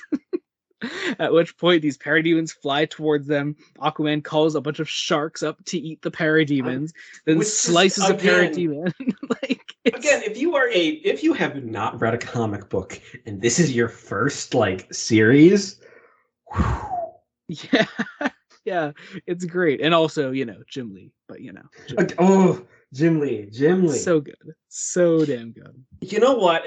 If I could meet Jim Lee, I would just have him sign this. Like, oh my god, not even like necessarily my favorite thing that he's ever drawn, but like just for the collection of here's like this is a comic book, like I feel like this is like definitively it, and it's not unabashedly a comic book. It's like we are yeah. going to play around with some dumb shit, but you are gonna believe it. Like there's gonna be a scene where some sharks eat some fucking flying demons, and you're gonna love it. It's great. I love it. I fucking love it. But meanwhile, let's see. So yes, obviously Aquaman, shows his worth to the group. Green Lantern's like, never mind, whatever. More parademons come in. The military comes in, this time joined by Steve Trevor, who's like, hey, you can kill any of them. Just Wonder Woman's down there. So I think I like that how that's like incorporated here. Like you feel like the relationship between Steve and Diana. That relationship. Meanwhile, poor Victor. Oh, and there's this. It's the second panel on that page. Yeah. Oh my god. Yeah, where he's like on the ground. Oh, that hurts. On the ground, and look what's in the background. Yep. Oh my god. That's Made in America as someone calls for help. Oh my god. Ooh, so good. So damn good. I don't know if it was Johns who did this or Lee, whoever did. They are making some very important commentary. Yeah. And connecting dots. Oh good. So damn good. And this is the point where Victor can not get control, but at least try to help. Yeah.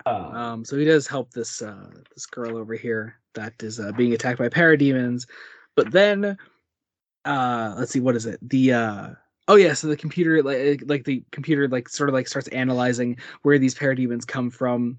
I like this thing where it says like command locate inhabited worlds, command harvest organic materials, command process organic materials, command repurpose organic materials, command for dark side. I love that. That's that bit where it sort of scans the parademons. And also the only real hint you get in this version of the story where you see where the parademons come from, because the worlds that they take over are sort of all the species on those planets are turned into parademons. Yeah. Such a cool idea. And then they transport Victor away. You have again, now you have the Justice League trying to basically fight the military. Yep. Barry has this great line: "The army's going to be so mad at me." You get this great fucking gag where Green Lantern's backing away and he's accidentally touching Wonder Woman's lasso, and he's like, I'll get them out of the choppers and to safety, not to be a good guy like the Flash, but because I want to impress you. Most of what I do is about trying to impress people. We get the lasso of truth in there too, which I love. He's great. It's so great. I also love the implication that makes Batman start to laugh, because again, Batman can laugh. Yeah. Are you laughing, Batman, at a time like this? We see where Victor is transported to, which is conveniently right next to our heroes. Green Lantern, of course, immediately assumes that he's a bad guy, so attacks Victor. And of course, Aquaman's like, it's just a kid wearing armor. Victor tries to warn them of what is on its way, but of course it is too late, because more booming and loud noises come from the sky, and out of this booming comes a boom tube, and from this boom tube comes Darkseid. Which oh my god, the book turns sideways because it's fucking Darkseid. Also, the way Jim Lee draws Darkseid, especially in comparison to the way it was drawn in Superman Doomsday, where it was kind of, I'm gonna say it, not as imposing. Yeah, no, this is scary. I'd be scared of Darkseid. And again, you get more. You get that page, turn it back around, full 2-page spread of Darkseid just wrecking shit. Yep. And then the actual line, "I am Darkseid." Oh my god, so fucking good. I love it so much. So you had some comments earlier about the inclusion of this villain here. What do you think? Yes, I. What's the consensus? While he is effective, I think as a first story, I think it puts the danger almost too high. Um, I would like, agree with that if it wasn't for the fact that like this is the first threat that brings these heroes together, yeah, and also because it's not a spoiler to say the last big arc of the Jeff Johns Justice League series, the New 52 one, is called the Dark Side War. yeah. I mean, So like it's obviously it's like, okay, well, this guy's gonna come back later on, let's deal with it now. yeah. So I don't mind it. I never found his inclusion odd personally. I think it's just a little too big. Just a little too big. That's fair, but also you're bringing 7 heroes together. It needs to be it does some good stuff. like when the Justice League was first created, it was a giant starfish. That was the big threat. Justice for the giant starfish. I love Starro. Starro the Conqueror is a fucking king. Isn't there like a mini starfish that sometimes yes, Jarro. Okay, as like a robin? I have seen Jarro, panels without any context. I fucking adore Jarro. Jarro is like one of my favorite things ever. Jarro is like a mini version of Starro, one of the little starfishes that come off of Starro, and it gets attached to Batman, and he calls himself Jarro because Batman keeps him in a jar, and he loves Batman, and he calls him Dad. It's amazing. We are covering this character at some point, Joey. It's one of the Rebirth runs. I want to say it's the Scott Snyder stuff. Scott Snyder does Justice League, and yeah, Joey. If we don't have that on the schedule somewhere, put it on the schedule.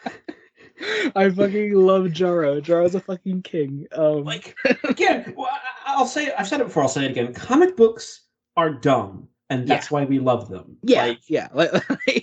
I've never had a bigger smile on my face describing something to you from a comic you haven't read. I love Jarro. Anyway, so we open up issue 5. Great cover with the bullet hole American flag behind Cyborg. I will say, a very interesting commentary in this cover. Yeah. Also interesting that it's one of the only covers to not have Batman on it. It is. Or Flash, actually. Well, Flash is only on like one of the covers, isn't he? Yeah. Yeah.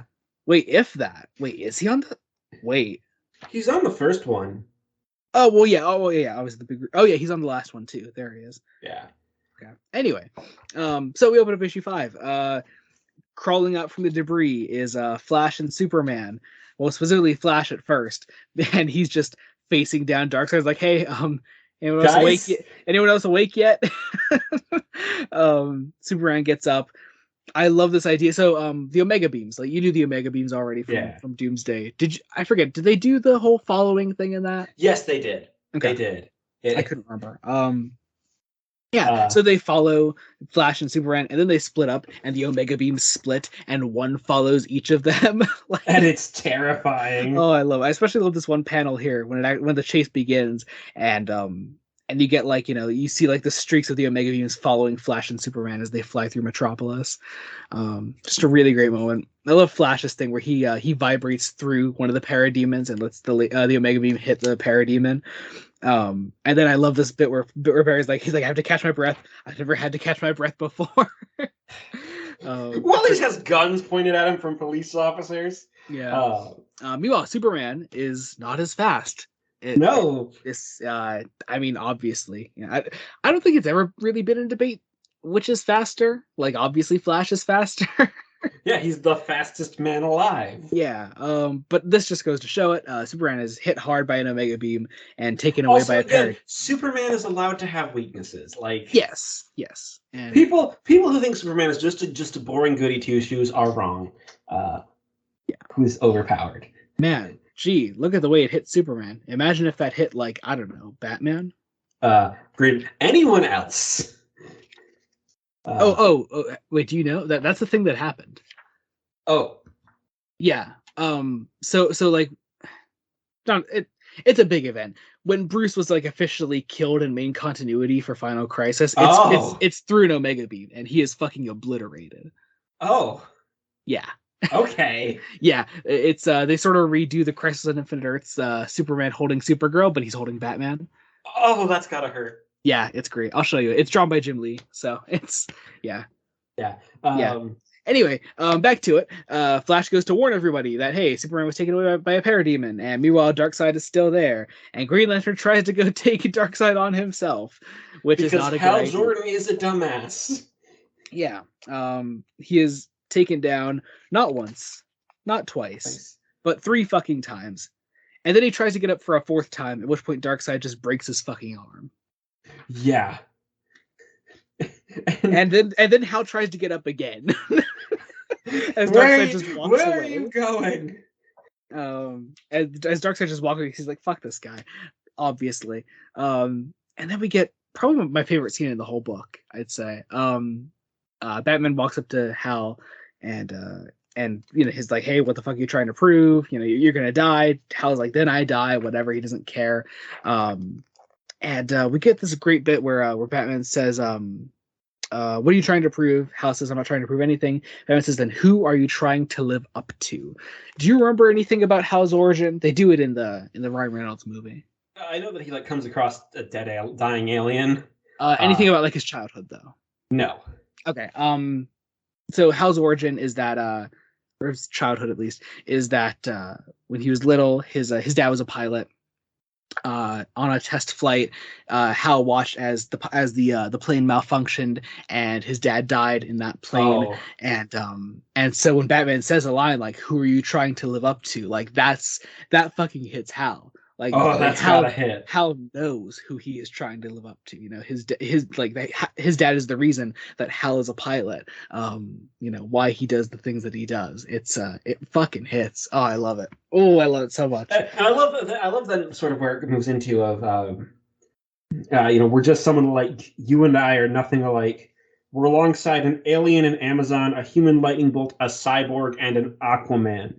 As far as I can tell, you and I are the only normal people here. Wearing a bat suit is normal? No, it's insane. But then Batman just reveals his identity, says, my name is Bruce Wayne. Which, you know, great little joke here. Who the hell is Bruce Wayne? I do like the idea that just like not everyone in the world knows who Bruce Wayne is, and Bruce just assumes that everyone knows who he is. Which you kind of think he's a billionaire.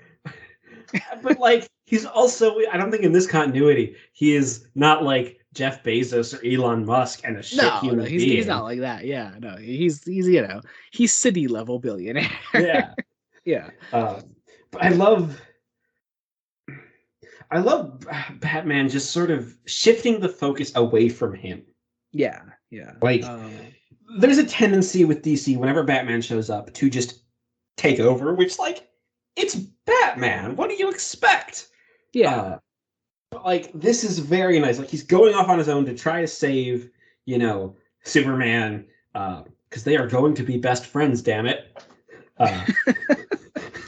I love this. Yeah. It is like sort of like shifting the focus away from him. You know, it's not about me. It's not about you. It's about all of us. You know, we are a team now, whether we like it or not. Because they expand on this in the movie. Because Johns doesn't really focus as much on rescuing Superman and Superman being captured and that whole plot line. Which is again interesting, and I think here it's really good because you have the rest of the team, you know, trying to fight, and Hal Jordan coming in to basically rally the troops. I do like this bit here though, where like Bruce is like taking off his symbol and the cowl cape and everything, and he like offers himself up to a parademon. At which point Hal just looks at him and goes, "Bruce Wayne, huh? Moron's crazier than I am." But then he goes to rally the troops, fails at first, but I love this bit where Hal has this line where he's like, and once we get in striking distance, Aquafresh, I'll be the lure you want me to be. I'll turn on the fireworks and get his attention. And then he turns to Cyborg and says, like, kid, you good? You want to stay here? And Cyborg says, hell no. Yeah, I love that. Oh, I love that moment. It's so such an interesting little moment because, like, not everyone seems to have recognized Cyborg is a kid. Yeah, he's a child. Like Aquaman is actually the first one to recognize this when he falls out of the boom tube and says it's a kid wearing armor. You know? Yeah, it's Aquaman, Batman, and Lantern. Like those three are the big three to be like, this is a child. Yeah, Um, yeah. And they bring a child to a war zone, but like he's going to the war zone because what else is he gonna do? Yeah. Meanwhile, Bruce just, rides the parademon into a wall and steps his way through another boom tube into a portal, taking him to, Apocalypse. Apocalypse. And bringing us to the final issue of this first collection. Great cover, everyone sort of bowing to Darkseid. Interesting that they include the little cast that Hal makes for himself. Yes. Which again, just a nice little touch. It's a nice touch. Yeah. And this issue is interesting because we have a bunch of narration. Mm-hmm. We open on following this family in the midst of all this destruction. The guy's name here is David Graves. We'll be following him more later, so not a spoiler. But we follow him and his family. They sort of huddle together because they think they're about to die. And I love this narration here that David has. I thought there was going to be no tomorrow. I thought my family and I were going to die. Then I saw them, and I saw tomorrow. And you see this great 2-page spread. Again, Jim Lee fucking killing it, as always, of just everyone taking on Darkseid at once. It's a great, just heroic moment. You could fucking hear the music when you look at a picture like this, It's a great, great moment. Wonder Woman, just wraps her lasso around Darkseid's neck, says, "Why are you here?" At which point Darkseid says, "For her." I was curious what you made of that in that moment. I was like, okay, who's her? Obviously, I think we get an idea of who her. Well, they literally say it on the next page. Do they? They do. When Batman overhears Desaad and Steppenwolf talking, one of them says, let's see, one who will prove vital in the search for the daughter of Darkseid. Ah. Yes. So there's that. Anyway, but yeah, I guess back to Batman. He's listening to Desaad and Steppenwolf. First off, Desaad and Steppenwolf. You knew Steppenwolf, right? And Desaad. Was Desaad in the theatrical cut or no? Well, no, I've seen the Snyder cut. Well, now. yeah, but I don't think you saw that before you read this. No, wasn't he also? He was also in Superman Doomsday. Desaad was. Oh shit, he was. You're right. Yeah, I forgot. And I swear, you know what? We did so much between that episode and this one, and we had such a long time between recording that, I fucking forget that already. Yeah, no, it happens. But they're torturing Superman, which is a terrifying image. Yeah. Oh, I love the way it's drawn. Back to Metropolis. Wonder Woman is taking on Darkseid herself because she's fucking Wonder Woman, and then she stabs his left eye out, which is great. Immediately afterward, Aquaman stabs his right eye out, and Darkseid just keeps going.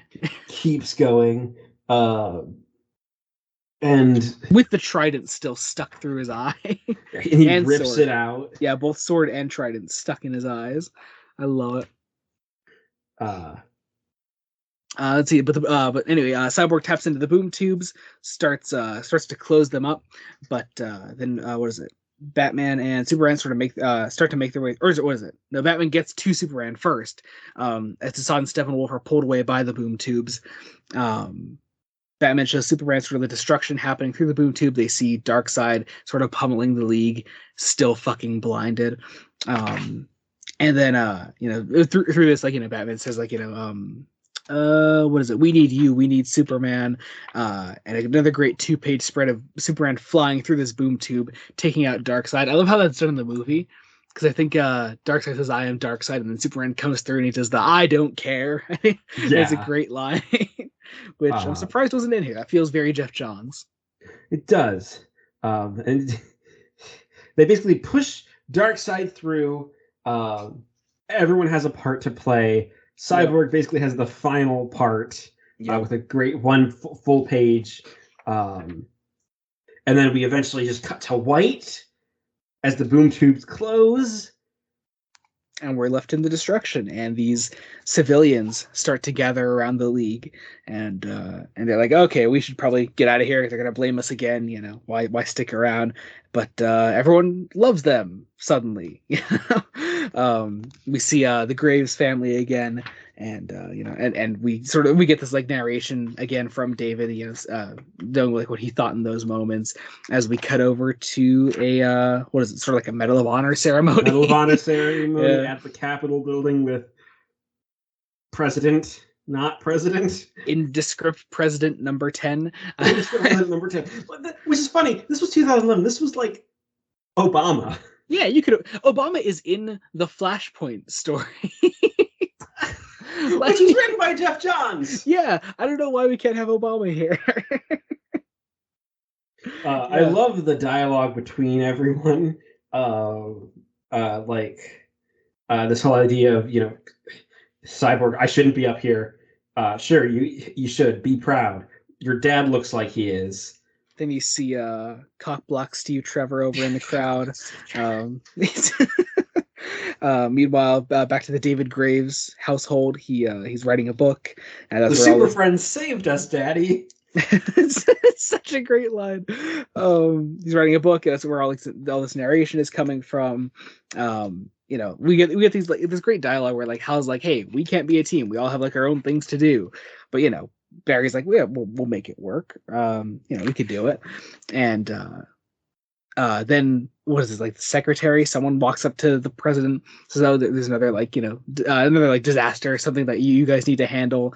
And then the president goes, "What is it? We need your team again." Flash is like, "Oh, yeah, we have a name, Mr. President." "We do? You do? Sure.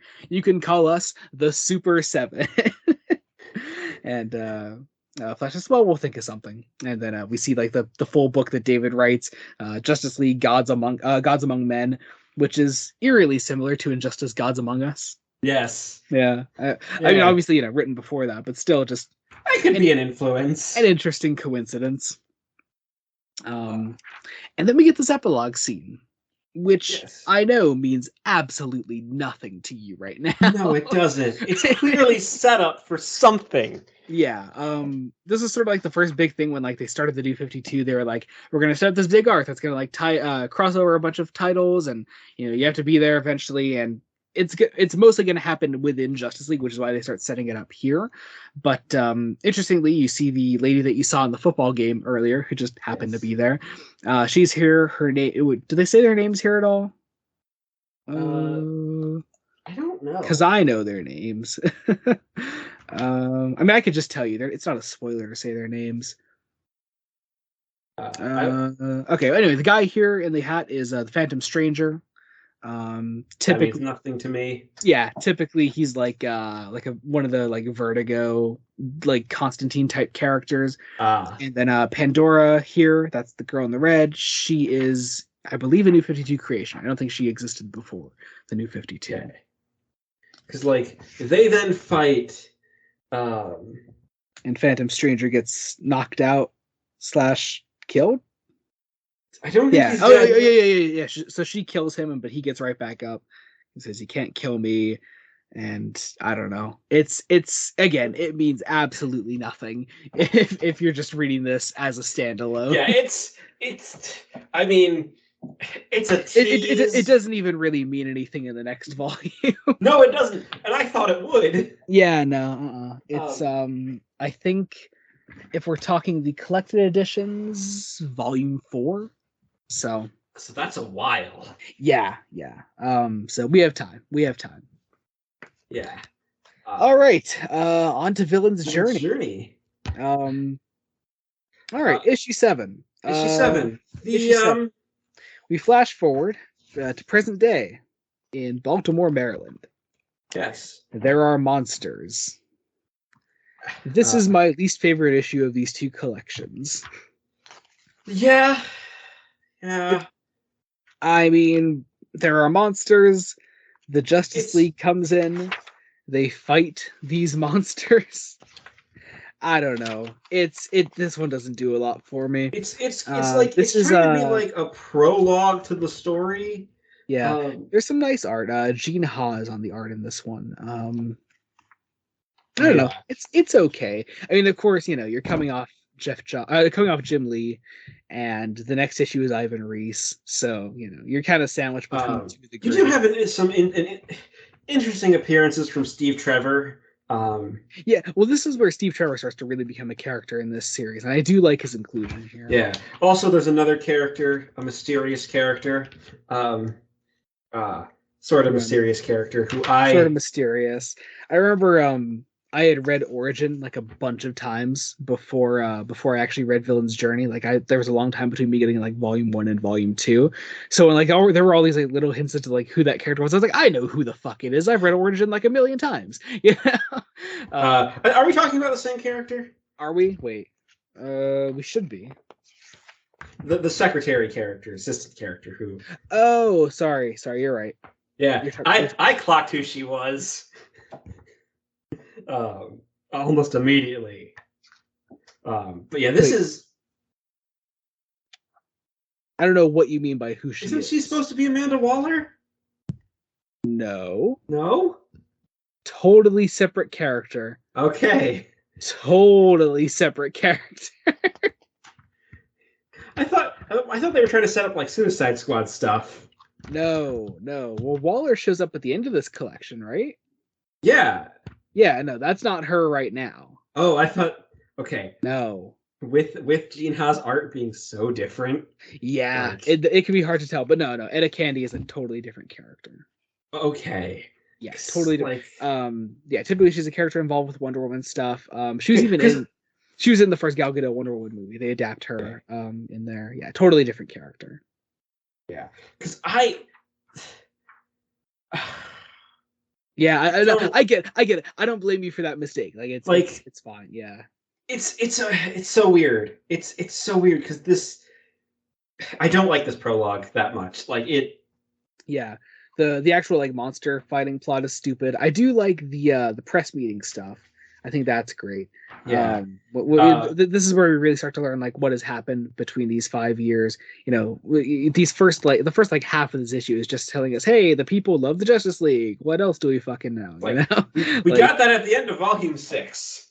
Yeah, issue 6. Volume 6. Volume yes. 6. We are there already. We've done the whole Injustice League thing. Yeah. Anyway.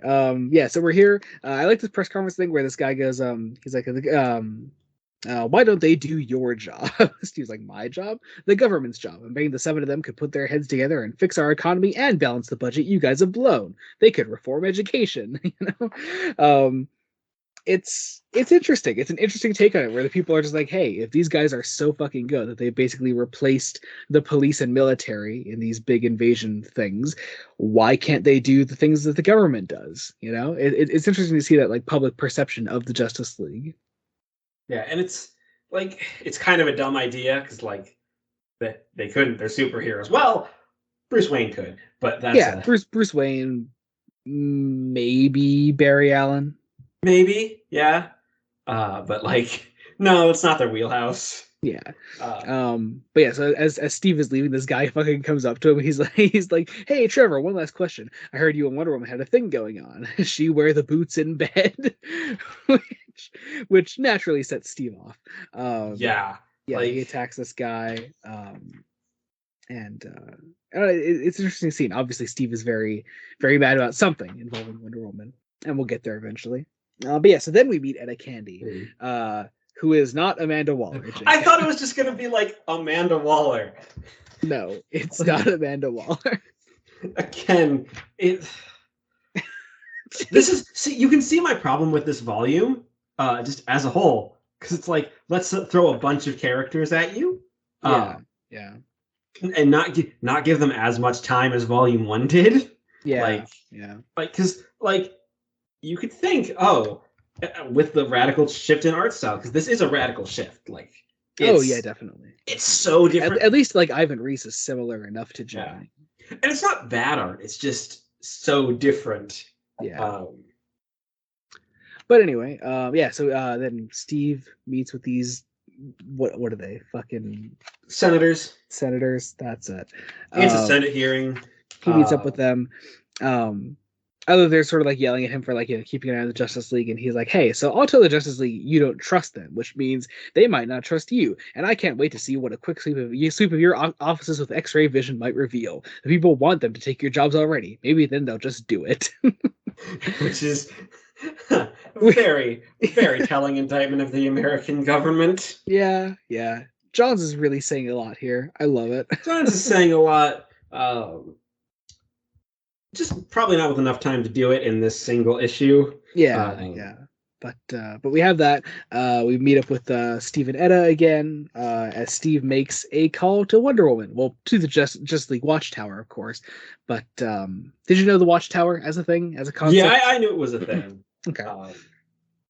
But yeah, so he talks with Wonder Woman. I love this little conversation with her, between the two of them. Green Lantern, Batman, and Flash just bickering behind them. And what is it? Green Lantern, like, ask for like more rations to send up. He's like, and then when they're finally left alone, there's just like this awkward moment between Steven and Diana. I like that. Like, you really do feel like a bit of history between them. You feel the history, and you feel like it's like, hey, readers, this is not going to be the OTP. It's not. We're not doing this. Yeah. Which I again. I mean, we're gonna. I mean, obviously, right now we're gonna start touching on the Superman Wonder Woman thing just a little bit. I get the complaints with Superman. People aren't as attached to Diana and Steve as a couple as they are to obviously Lois and Clark. Yeah. And that's the one that annoys me. Like. Yeah, reasonably so, because it's Lois and Clark. Like Lois and Clark. That's been the relationship since Action Comics #1. Yeah. It's like you can't break that up. Yeah. Really. But anyway, they're interrupted. Etta comes in again, tries to get some information about Wonder Woman out of Steve, which is nice. Just nice little moment there. And then we start teasing our big villain for this volume. And we see all these books by David Graves and whatever. Basically all about like conspiracies or like famous like mysterious events like in the real world and obviously in the universe. In the DC universe, like I recognize like 4 or 5 of these, and you have this. It's very ominous. Of like I found out this didn't exist. I've been right about so many things. I've been wrong about others. Very wrong. And we zoom in on like what he's writing. I know the key to destroying the Justice League, and it's not an object or a weapon. It's Colonel Steve Trevor. Which brings us to issue 8. Now. Green Arrow, Oliver Queen. Green Arrow. So history with Green Arrow before we get into this. I have at least seasons 1 and 2 of Arrow, and I think all of 3 and some of 4, but I could be wrong. Any other history with the character beyond that? Not really. Okay. I'm sure you know that at least like his comic counterpart is typically more of a smartass.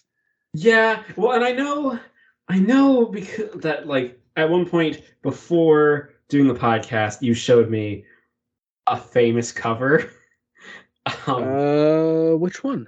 My Ward is a Junkie. Oh yes. Yes. No, I think that was the night we recorded the Long Halloween episode. Oh, was it the night we recorded? I think it was. I know it was on a Skype call. Yeah, and it was after one of those early episodes, and I think it was the Long Halloween one. First episode. Yeah. My Ward, a junkie. Yeah. Oh god, yeah. Jacob had never seen that cover before, and I was like, "You've never seen the fucking Roy Harper shooting up cover?" No, I haven't. Oh my god. Yeah. So that was so you didn't know much about Oliver Queen going in, like comic wise. No. Okay. So let's get into this. First off, great cover. Goes without saying. This issue is done by a couple people, Carlos Donda with Ivan Reis and Joe Prado. So Ivan Reis, I think, does the later pages in this. Yeah, I mean, all their styles are very complementary styles. Yeah.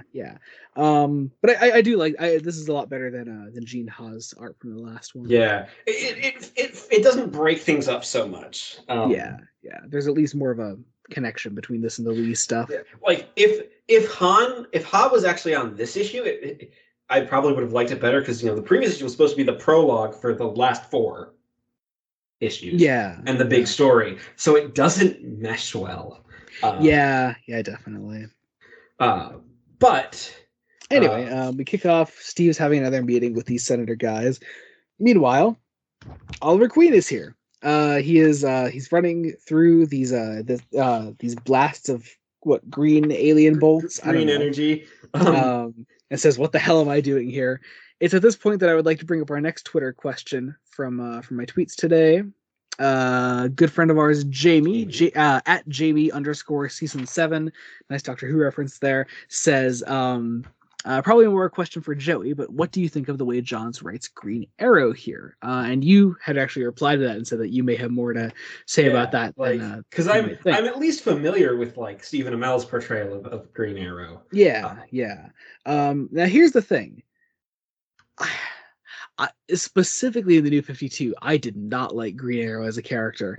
I did not like the way he was written a lot of the time. Dan Jurgens did the early Green Arrow stuff before they got Mark Guggenheim to do his comic when Arrow really took off. Yeah, you can tell exactly what they did there. Yeah. It's like Jurgens has a very specific style. Well, here's the thing. I don't even like the Jurgens stuff. Oh. No, I don't think it's very good at all. Okay. If anything, this and probably the Justice League of America stuff is probably his best characterization in the New 52, but even then, I'm not fully in love with it. I'd say he's actually really relatable and like nice here. Yeah, he's decent here, but man, I do not like the Jurgens stuff. Personally, I don't know. I wasn't a fan of it, and I haven't. Were they just like trying to do like Arrow? Yeah. Well, no, Jurgens wasn't. Mark Guggenheim was, because that was literally why he was brought on board. Because Guggenheim was a producer / writer on Arrow. Did it like save the book? Or I will probably, because Arrow was big. Yeah, that's probably it. But I don't know. I never read that run. I don't know. I wasn't interested, but I could only imagine it's like Arrow because I know they do the whole Felicity Diggle team, and I'm like, all right, whatever, just all right, get it over with. Do it. We're in a different universe. It's but then fine. I did read the Green Arrow Rebirth stuff, and that's great. And that's when I think Oliver really returned to form as a character. Who does that? That was. Fuck, who was that? Give me a second while I look that up. We're vamping. Rebirth. All right, Rebirth was done by the. Oh my god. Fuck. It's not fucking letting me look. There we go. Benjamin Percy, who I'm not familiar with anything else of his, but it was a great run. I read the first, I think, 2-3 volumes of it, and it was really solid. I really enjoyed it. Cool. Yeah. So, that's nice. But yeah, that's when I think he really returned to form as a character. Then I went back and I read Green Arrow Year 1 and the Kevin Smith Green Arrow stuff. That's like my favorite stuff. Kevin Smith, the movie producer? Yeah, Kevin Smith, the movie producer. Oh. He's written some Green Arrow. He's written some Batman. He's actually a pretty good writer. So yeah. Well, yeah. I mean, he writes I think he writes most of his films. Yeah. I always like Kevin Smith. But yeah. So as far as how he's portrayed here, it's better than most of his New 52 appearances. So. He's fun. He's kind of a smart ass, and like it's nice. It's nice. It's nice to have a fish out of water as well for one issue. Yeah. I also like just this idea that keeps playing throughout this issue that like he just keeps trying to run into the Justice League wherever he goes because he wants to be with them. It's just a really fun dynamic. I really enjoy it. And they aren't letting him in? Oh god, I just mentioned Amazo earlier. I just realized the android they're fighting here is Amazo. Goddamn. I don't really have any connection to Amazo. Amazo is an android that can simulate the powers of the Justice League. Okay, cool. So he could have like super speed like Flash and shoot lasers like Superman and whatnot. So that's the point. One of those things. This could have been any robot, I think. Yeah, but interesting that we did mention Anthony Ivo in the last volume. Anyway, moving on. So just we get a series of events here. He just keeps showing like, hey, Rampaging Robot stopped by the world's greatest superheroes and yours truly. He happened to shoot a single arrow into a Amazo, and that's like he thinks that's what took it down finally. I love that. Yeah. Wonder Woman's kind of a dick. Yeah, like, I mean, honestly, I, I, do we blame any of them for being a dick to Oliver? no, you know what this kind of reminds me of? The beginning What? of The Incredibles. Oh my God, yes. I'm not affiliated with Yes. him. Yes, yeah, yeah. We go to 1 week later then, and we get a Court of Owls tie-in. So there's that. We learned that I guess apparently the Justice League was involved in Night of the Owls. Sure. Yeah, I I'll take it. totally believe that. Yeah, I'll buy it. Let's I I don't. It's that's where's the deluxe edition of Night of the Owls where when Alfred sends out the call, we see the Watchtower. yeah. Like but this is probably one of the things where Snyder where John was basically told Snyder and Batman's doing this thing, reference it. Yeah. So we get that here. Oliver shows up once again, just to be like, "Hey, I helped you guys. You should let me be on the team." And that's about it. It's like we don't need your help, Arrow. Yep. And then they send him out in the middle of nowhere. He's just he's in the middle of a street and they're far away. Cut to 1 week later, they're fighting some ninja people. Yeah. Odds are I probably know what these guys are, and I just can't recognize them right now. Who knows? Anyway, more Green Arrow just comes in and says, "Hey," he says, "Call me persistent." Uh, he comes in, and this time Aquaman sort of tells him off, and is like, "Hey, stop following us, or we'll pick up where we left off." They sort of boom away, and Oliver is then confronted by Steve Trevor. Yeah. Which What did is I'm curious? What did you make of this scene? I was like, okay, are we gonna make like Steve evil?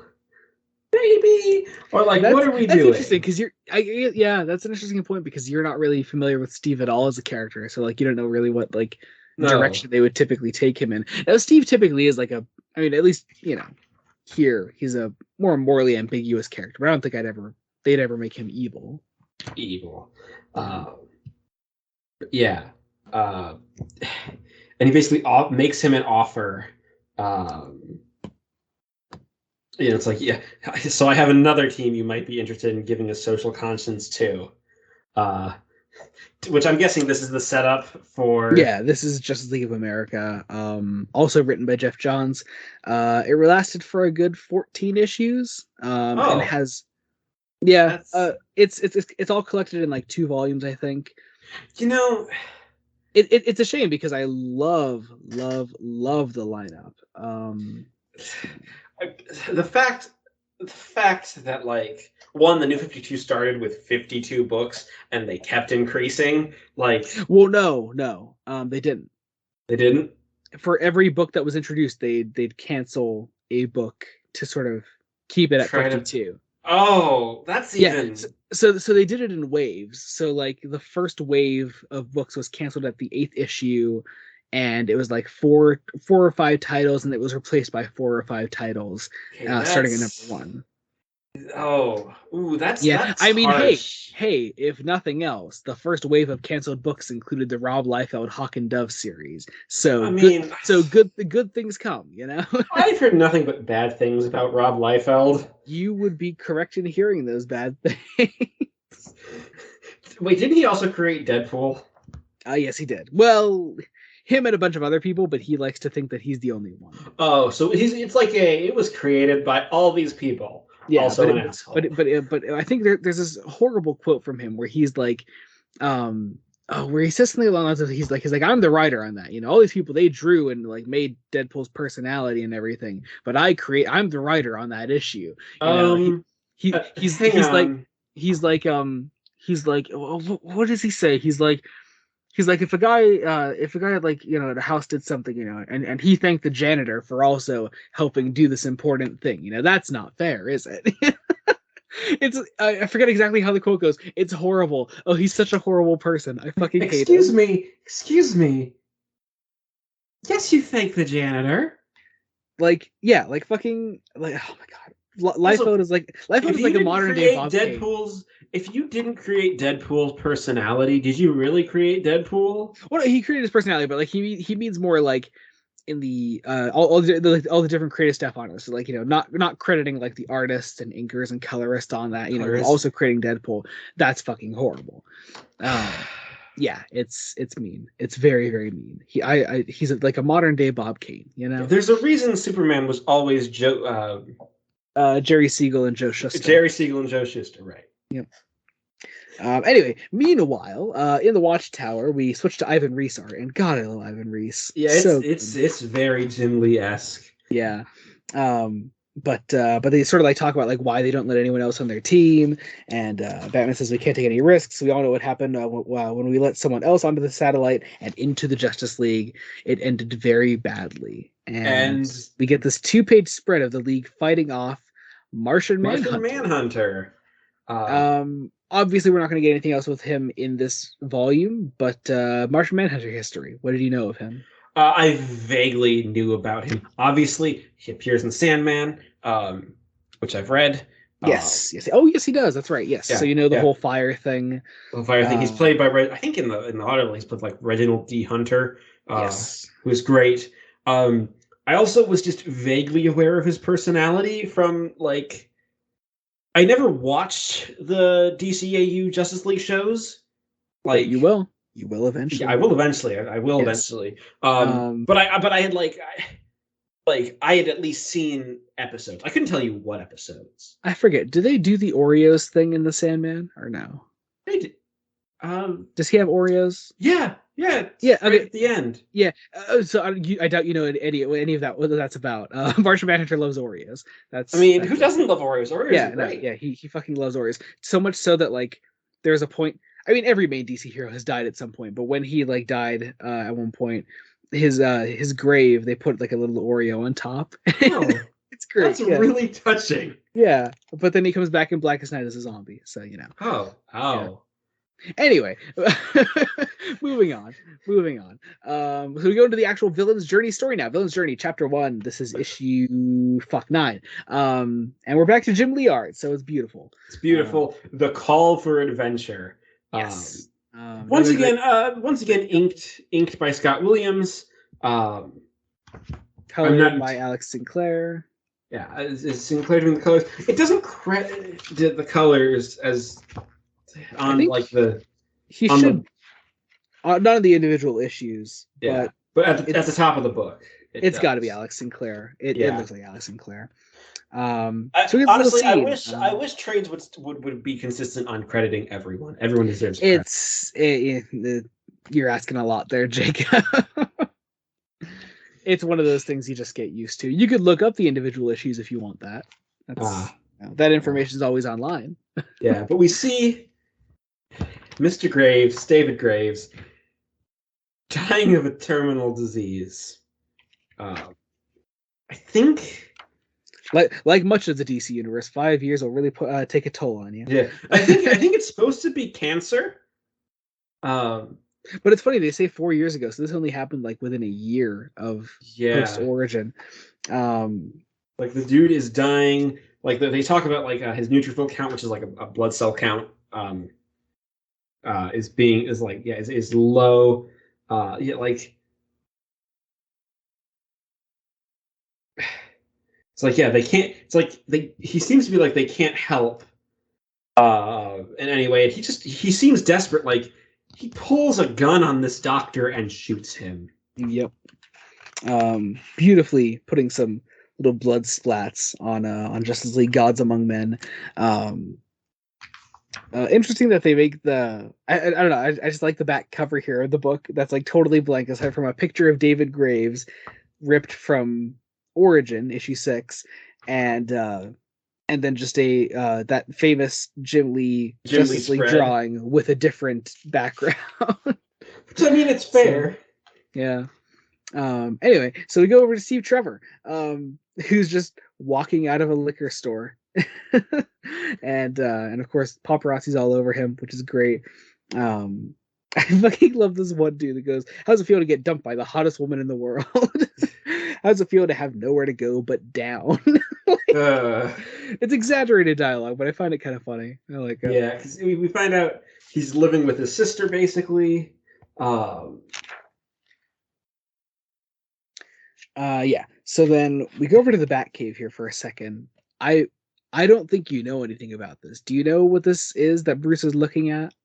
No. good. Good? Good. Is it a bad thing? We'll get there. I have plans. Okay. It's oh god, I'm so excited. Oh, I love it. I love it's even there. Like, oh god, I love it. Anyway, so he's looking at this letter here that he has framed. Anyway, so we get this like little like flashback to him as little Bruce. He's just sort of standing around the Batcave. Okay. Yeah, It's there. again, there's a lot of like teases and things that just go. Well, it's not so much a tease here. The letter is a callback, but like I said, we'll do it. Don't worry. I have plans. I'm just so happy you don't know what it is yet. That's so cool. It's just a thing that like. Again, it doesn't go anywhere. Like it's a callback. Shut up. It's a callback. I love it. Anyway, we go over to the Daily Planet. We see Lois Lane. Lois Lane is nice to have here, only to twist the knife even further. Just twist the knife. Yeah. Yeah. We see Jimmy. Jimmy's there too. Jimmy's there. Clark is having a sandwich. Yeah, what a guy. A sandwich. Get a little flashback to Clark and Pete Ross. So that's nice. Clark being picked last for dodgeball, I probably. Yeah, and I think Clark gets a text then from his.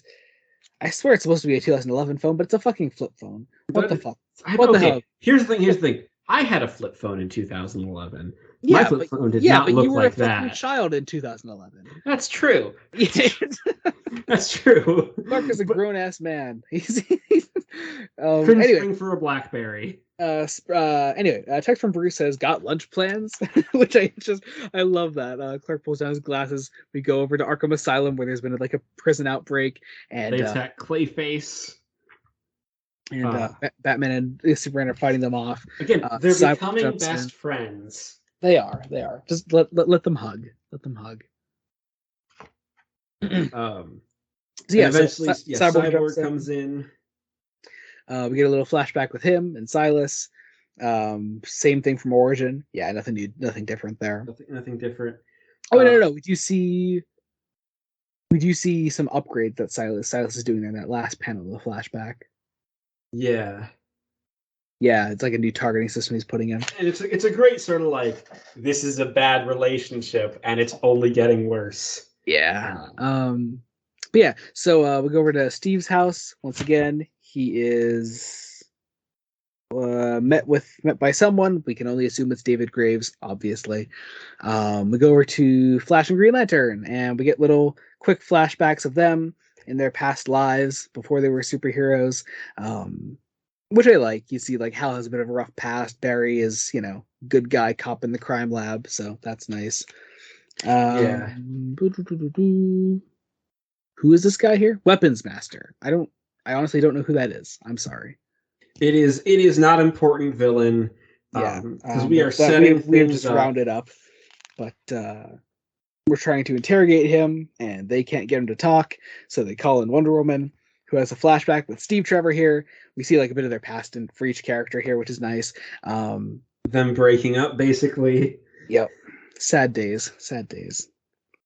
And let's see. Then Wonder Woman gets them to talk with the Lasso of the Truth, of course.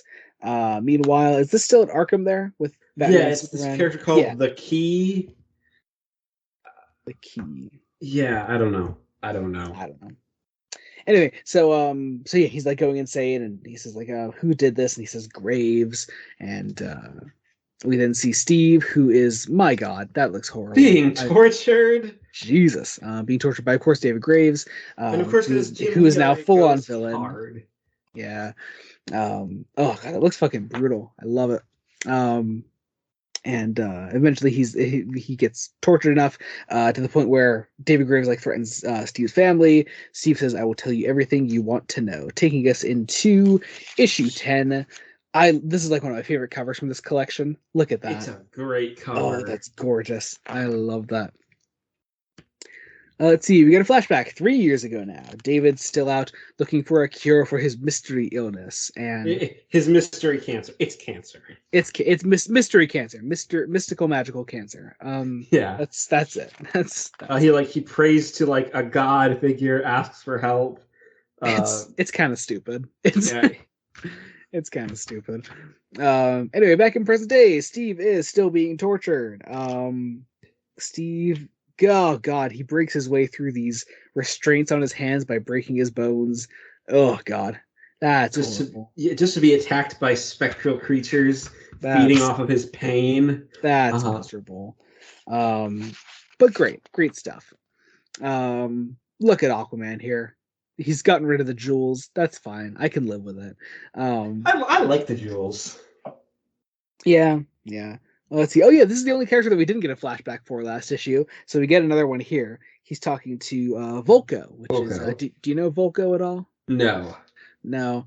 Oh no, he was in Zack Snyder's Justice League, the Willem Dafoe character. Oh, okay. Well, yeah. I mean, he had like one or two scenes. It wasn't a whole. Well, here we go. He has one line here. So yes, here we go. Gee, about as much. So, about as much. Yeah, he's more in if you're looking for like movie appearances, he's more in the James Wan Aquaman movie. Aquaman.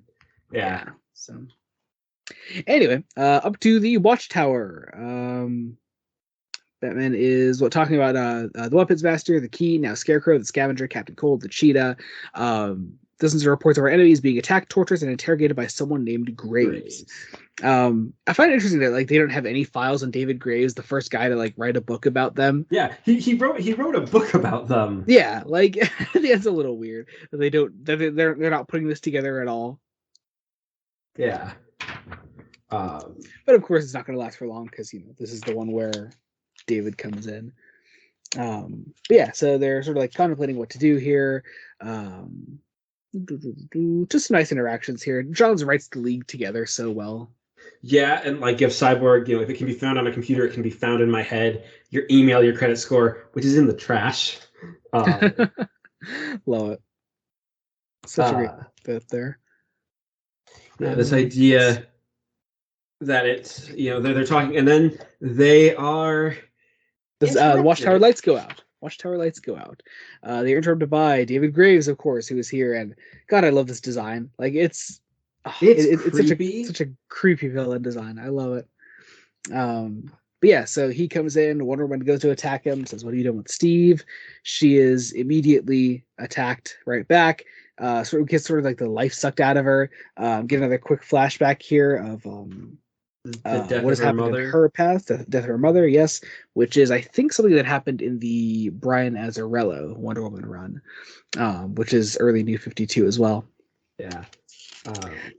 Superman catches her. They go to attack Graves one at a time, it seems. Green Lantern's taken down. Then we get like these flashes of David's family as he like still went to look for answers about his mystical magical cancer, because all his family is dead at this point. Yeah, because they are. Yeah, so Flash is attacked. Green Lantern, Flash, then Superman. Yeah, Superman. It's just a creepy image. Superman specifically, like the life sucked out of him, like. Yeah, and that's basically where the issue ends. With everyone attacked. Graves says, "What's it?" With everyone attacked, and Oh yeah. It says, "The Justice League killed my family, and the world will know it." Then we move into issue 11, which has the cover issue of this collection. And we open with seeing a flash of Batman's past. As I have said a million times on this podcast, I will never get tired of watching these fuckers die. Love watching the Waynes die. It's a very interesting. Again, Lee gives an interesting interpretation in that one panel. Yeah, it's very noir and very yeah. You can tell it's very much how Bruce remembers it as something that was really quick. Like yeah. Because you see the two shots and both Thomas and Martha are going down. Yeah. So interesting little moment there. Did someone else do the colors on this one? I think this might be another different colorist on this one because the colors are very dark. Well, the inks were also done by Jonathan Glapion. He did it for the Snyder stuff, the Scott Snyder Batman stuff. Yeah. So that might also make a difference, but the colors themselves look much darker here. Much darker. It could be different because I know there's a bunch of colorists credited in this volume. Yeah, it definitely looks like there's a different colorist here. we then go over to with the Trevor household, and we see what Steve Trevor's sister seeing David Graves here and his dead family, which is such a striking image. Yeah. Well, and he's also just threatening Trevor's sister and her kids who aren't home yet, which is it's very creepy. But it honestly isn't a lot. It's a lot of insight into like how Graves is just being trapped by his own grief. Like he's seeing his dead family, and he's talking, about how much, how much he missed his family and how they all sort of degenerated from a disease. And right before the Justice League actually shows up and he disappears. At which point Steve's sister sort of yells at them, says, "Why can't you just stay away from Steve? You already broke his heart. You crushed his self-worth, but he still dedicated his life to you. He could already be dead because of you. My brother could be dead. You better bring him home." We go to outside. The League is sort of gathered around. Bruce now has a copy of Justice League Gods Among Men. Yeah. Which, does he say where he got it from? He doesn't. He doesn't. You know what? I believe he was just carrying it around with him in his utility. I think he might just have found it at the Trevor household. I think that the Trevors have a copy of that book. I love that.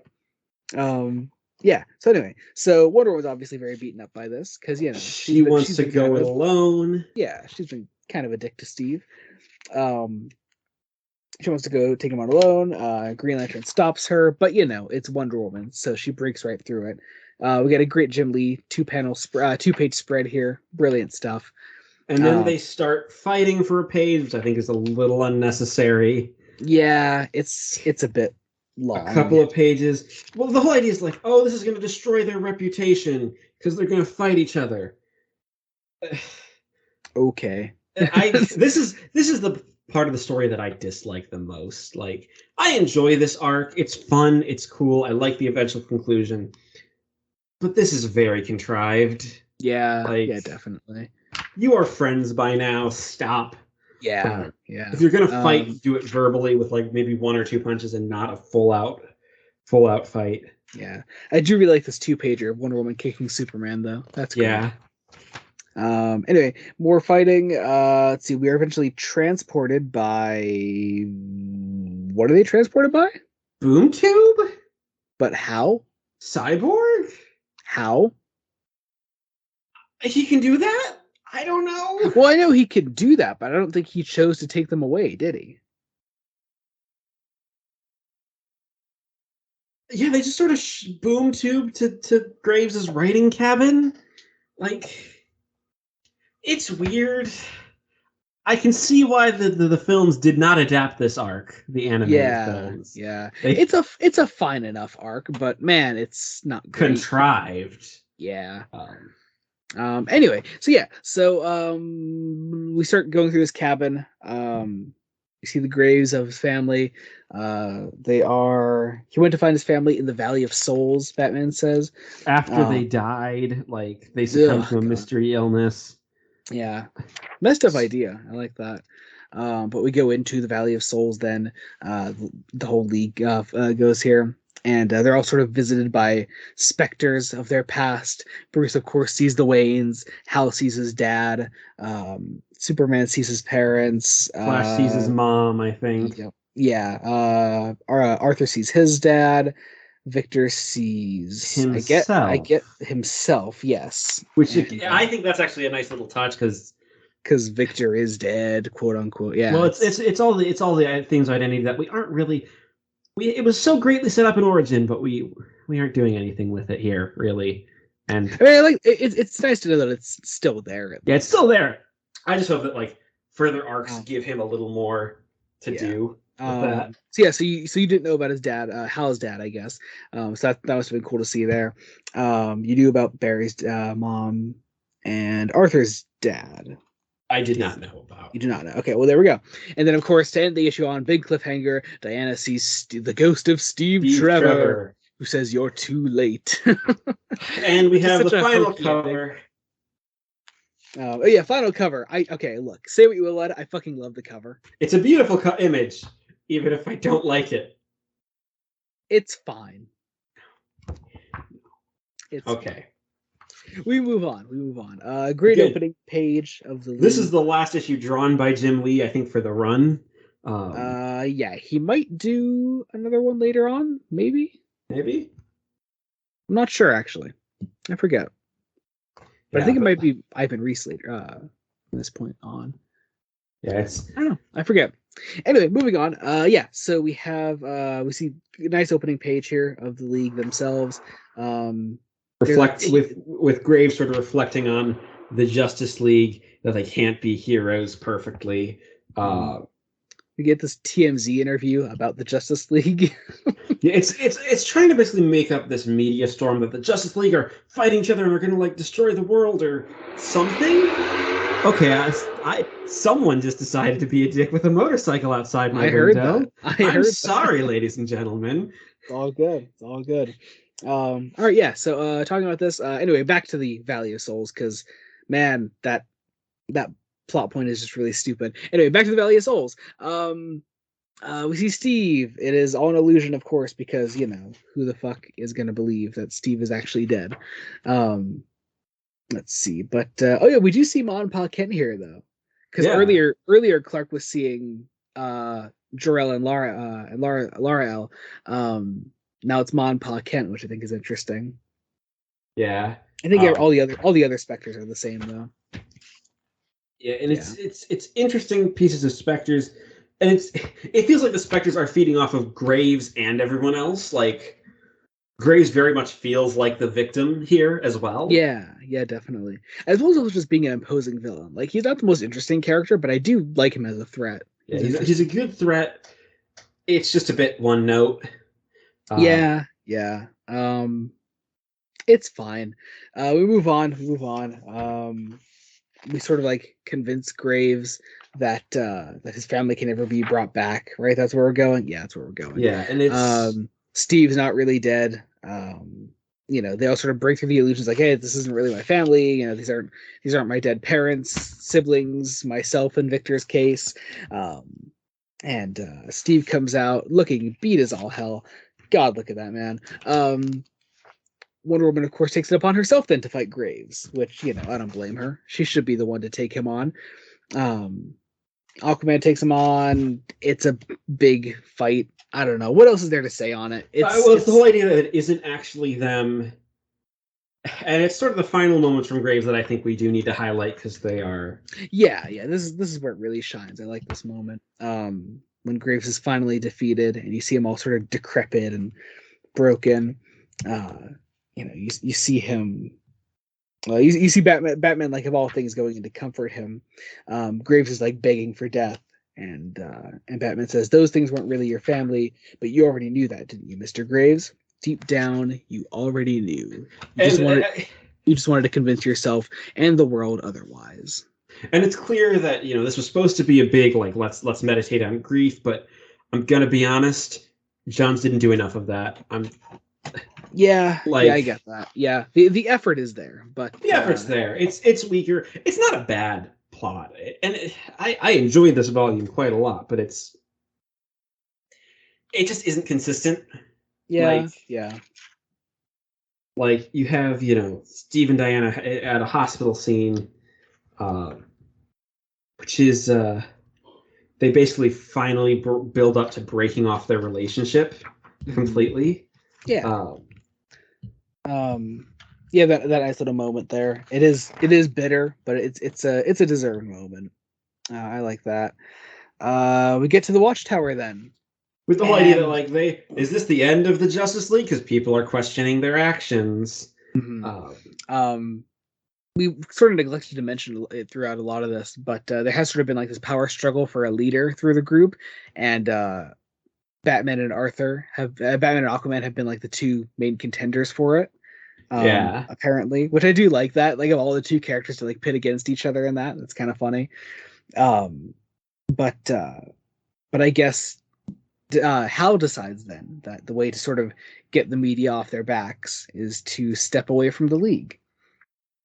really this is Jeff Johns saying, "Hey, I'm doing my own thing with Hal in the Green Lantern title, and we're dealing with that there." I'm gonna say it. I don't entirely like that. Like, I don't mind it. I think it's a great moment. it's a great moment, but I honestly I like Hal Jordan's presence in this book way too much. Like, I do too. I do too. But also this is the Justice League, it's every big team book in DC sort of has this revolving door of characters, and yeah, this is just another in a long line of those things happening. But just for this version of this universe, this is the first time it's ever actually happened. and it's hard to deal with. Yeah. Uh, It's very sad. It's a very nice moment. Um, and you know, let's see. Oh Superman yeah, and oh yeah. Wonder Woman. Arthur says you don't have to do this. Bruce says you don't. Lantern. Green Lantern says, but I should, Batman, and I'll be rooting for you. And of course, it's really sad to see Barry, especially, being very broken up by this. Yeah, because they're the two closest characters. Like, yeah. But then Batman says, before we decide to do anything, we need to find Wonder Woman and Superman, who are off being a new 52. being a new 52 on the roof. It's a well-written scene. It is. It's a well-written scene. I don't mind it. I don't know. Clark confides his identity to her. It's like, oh, they're so alone, and they kiss. Look, for the way it's portrayed in this, I don't mind it. I don't mind it the way it's portrayed. I just don't like the idea of it. The only thing that I really object to in it is the lack of Lois and Clark as a couple. Yeah. Like, that's the only thing that really hurts me in this. You know what? This also kind of feels like a Dan DiDio decision. It probably was. Like, let's be honest. They are both sexy, powerful super gods, it only makes sense. I'm gonna be honest, I get pairing Batman and Wonder Woman. Kind of. Like, I don't know. Here's the thing. I think the only context that Batman and Wonder Woman as a couple has ever worked is the only context where it's ever been tried, and that's in the Bruce Timm universe. Yeah. But yeah, it's a thing anyway. I digress. We meet up with Mr. Graves again, and here's Amanda Waller. Jacob, see this is Amanda Waller. David Graves decides to write another book. It's called The Villain's Journey. Ha ha ha ha ha ha. You can see in the design and comparing it to the Etta Candy design, like you can see where I got confused. No, I can't, Jacob. Yes, you can. No, I can't. They're both vaguely shadowy in the art because Green has this really shadowy art. Jacob, stop digging this hole for yourself. But yeah, and then we get like a 2-page spread of coming in the second year of Justice League and coming in 2013. We see little teases here. We get a Cheetah arc. We have an Aquaman related arc. Shazam's coming. Let's see. Cyborg says it means when the Justice League opened up the ranks, we brought in a traitor. So we're going to bring in more members to the Justice League. We see Pandora again in this little tease. We see a fight between Batman and Superman and a Justice League picture ripped in half. And also Justice League of America. First off, look at this lineup. God, I love that lineup. It is a cool lineup of the characters that I recognize. Okay, actually, I'm curious. Who don't you recognize here? I don't recognize who the Green Lantern is. That's Simon Bass. See, nobody at the time would have recognized him either because he was a new one. He was a new character. Yeah. And then the lady next to him. Stargirl. Yeah, okay. Yes. Yep. Typically a Justice Society member. Okay. So character I don't know, but... And then I think everyone else because it's Vibe, it's Catwoman, it's Steve Trevor, Martian Manhunter, Katana, Hawkman, and Green Arrow. Yeah. What a cool lineup. I love lineup. That. And then we get another epilogue with Pandora, and it's and also the Shazam Wizard. So that's interesting.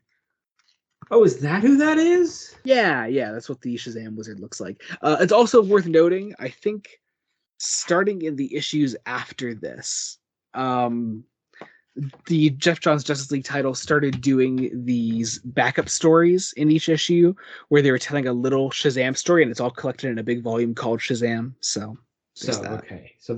Yeah, it's a little Shazam story. So Shazam is tying into it. So it's a nice epilogue. But again, doesn't move anything along. Like, yeah, and that's about it. That's about it. So, obviously, based on our conversation, Origin is the stronger volume. Origin is the stronger volume. Yeah. Like, not that Villain's Journey is bad. I think just Origin speaks with a lot more style and flair and just knows exactly what it wants to be, whereas Villain's Journey is like, where does the New 52 go from here? Where does it go from here? I also think it's telling that we talked more about Origin because it's more interesting character dynamics, whereas Villain's Journey isn't as interesting. Despite having like more going on in Villain's Journey, there's more to talk about in Origin because it's so strong on character, and it's very strong. And Jeff Johns is an interesting writer. Yeah, there's a very clear love for all these characters, and you see some of his strengths and some of his weaknesses. Yeah, like neither of these books, I will say, are like my absolute favorite books of all time. But they're like Origin. They're both great like introductions. And like a great way to like start this sort of like building up to like us doing more outside DC, outside of Superman, Batman, like we have been doing, because that's what they are. And I think this is now a good time to move into the movie discussion. Yes, but before we do that, you may notice we have one more Twitter comment to go through. This is from our friend Corey Parker, who has been on the podcast at Elite Comic Nerd. She says, "Trans rights?" ? To which I have to say, yes. Yes, trans rights. Yes, trans rights. You can quote us on that. Trans rights. Yes. Anyway, I was gonna say, where are we gonna put that? Because that like right now, that's where we're gonna put that. Oh, yeah. So there. First off, before we go on to the movies, thank you all so much because I was very happy that we got a fair few responses to the Twitter thing. We'll definitely be doing this for future episodes. So just I will say, I wasn't expecting that to be a thing. Yeah, I was like, you know what? Fine, let's add some more to the discussion, and I think it made for some fun talking points. We might adjust some things. I think going as how we do it. Just we may like make it like a separate section.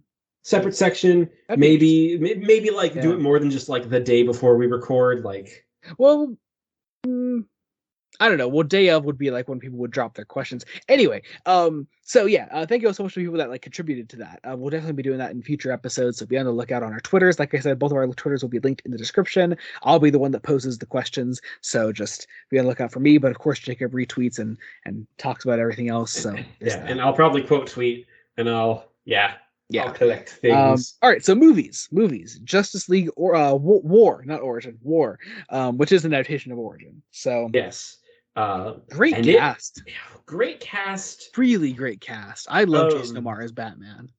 Apparently, some people don't like Jason Momoa as Batman. Yeah, I saw that recently. Yeah, I don't know. I fucking love him. I think he's great. I think he's good. He's clearly like he's not trying to be Conroy.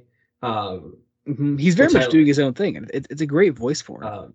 Now, I will say it's very interesting because this is a cast that like went with quite a few changes. Like Hal Jordan is not played by Nathan Fillion, but he's very good. He's very good. Like the dude that does it in this. Steve Bloom is Darkseid. That's fucking great. Sean Astin is Shazam. Sean Astin is Shazam. And I really can't think of much better casting for Shazam. I mean, Zachary Levi, I love. But Sean Astin is Shazam.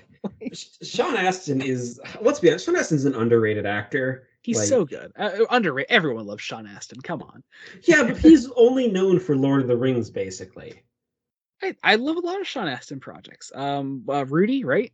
I haven't seen Rudy in a long time. But like, I'm talking like the pop culture zeitgeist. He's known. Well, yeah. No, because there's like a whole new generation that knows him from Stranger Things. He's in Stranger Things? I haven't seen Stranger Things. Yeah, he's in season 2. Yeah, he's a big character. I want to watch Stranger Things just for Sean Astin. Yeah. See, I dropped off after season 2, and I was like, okay, I'm not interested from this point. But he's great. He's great in season 2. Okay. Yeah. Anyway, great film adaptation though. It's pretty straight for the most part, other than the big change of like Aquaman being replaced by Shazam. But that's it, pretty much. Actually, I really like what they do. It helps actually the early Vic Stone scenes work better in a performed medium. Yeah, definitely. Because like the scenes and the issues, a lot of it's internal, and it's like, we're making a film. Yeah. We can't really do the internal thoughts as much. Isn't Alan Tudyk Superman in this movie? Yes. Yeah, that's right. It's Yeah, Alan Tudyk. Alan fucking Tudyk. He's played, he's technically played a lot of DC characters. Yeah, I fucking love Alan Tudyk. Um, So great. Apparently, also when they were making the Peacemaker intro, because it was choreographed by Alan Tudyk's wife, there was a day when John Cena couldn't be there, and Alan Tudyk stood in for rehearsing for John Cena. that sounds hilarious. Yeah, Um, yeah, but yeah, yeah. they pair Billy Batson up with Vic Stone, and It's a great dynamic. I really like it's that. Kid Billy Batson, and that's it's very nice. Yeah, I love Like that. I love how they rearrange some of the things. Like they changed the who the hell is Bruce Wayne thing early on because they do this great bit where Batman already knows that Clark Kent is Superman, so he calls him Clark, and then Clark just like scans, uses like his X-ray vision to like scan Bruce's mask, and he's like, "Oh, okay, Bruce Wayne." And then Hal says, "Okay, who the hell is Bruce Wayne?" Yeah. So it's there's like some rearranging, but it's not like a big change, I think. it's very much like rearranged to make it a film. Add some scenes there, like add a bolstered up climax with Superman. Yeah. Yeah, and also post credit scene because we have to tease the next one. Did you yeah. Did you watch the post credit scene? I didn't. God damn. Okay, well anyway, basically it's an Atlantean rising from the water says our king is dead, something like that, and we must avenge him, or he's like this means war with the surface or something. So yeah, that's it. Okay. This Atlantean is an important character, but I won't spoil who it is. So okay. Anyway. Yeah, so that's that. Great film though, really, really great film.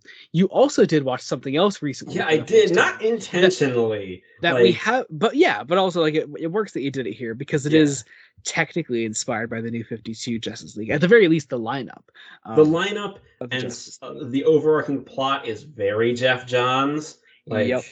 So you watched Zack Snyder's Justice League for the first time recently. You did, and it's damn good, isn't it? It is. I've been telling you for so long to watch it. It's so good. And I was going to anyway. It was just a matter of finding the time. And I watched most of it on call with you. You did. With some commentary. No, I think you watched all of it on call with me.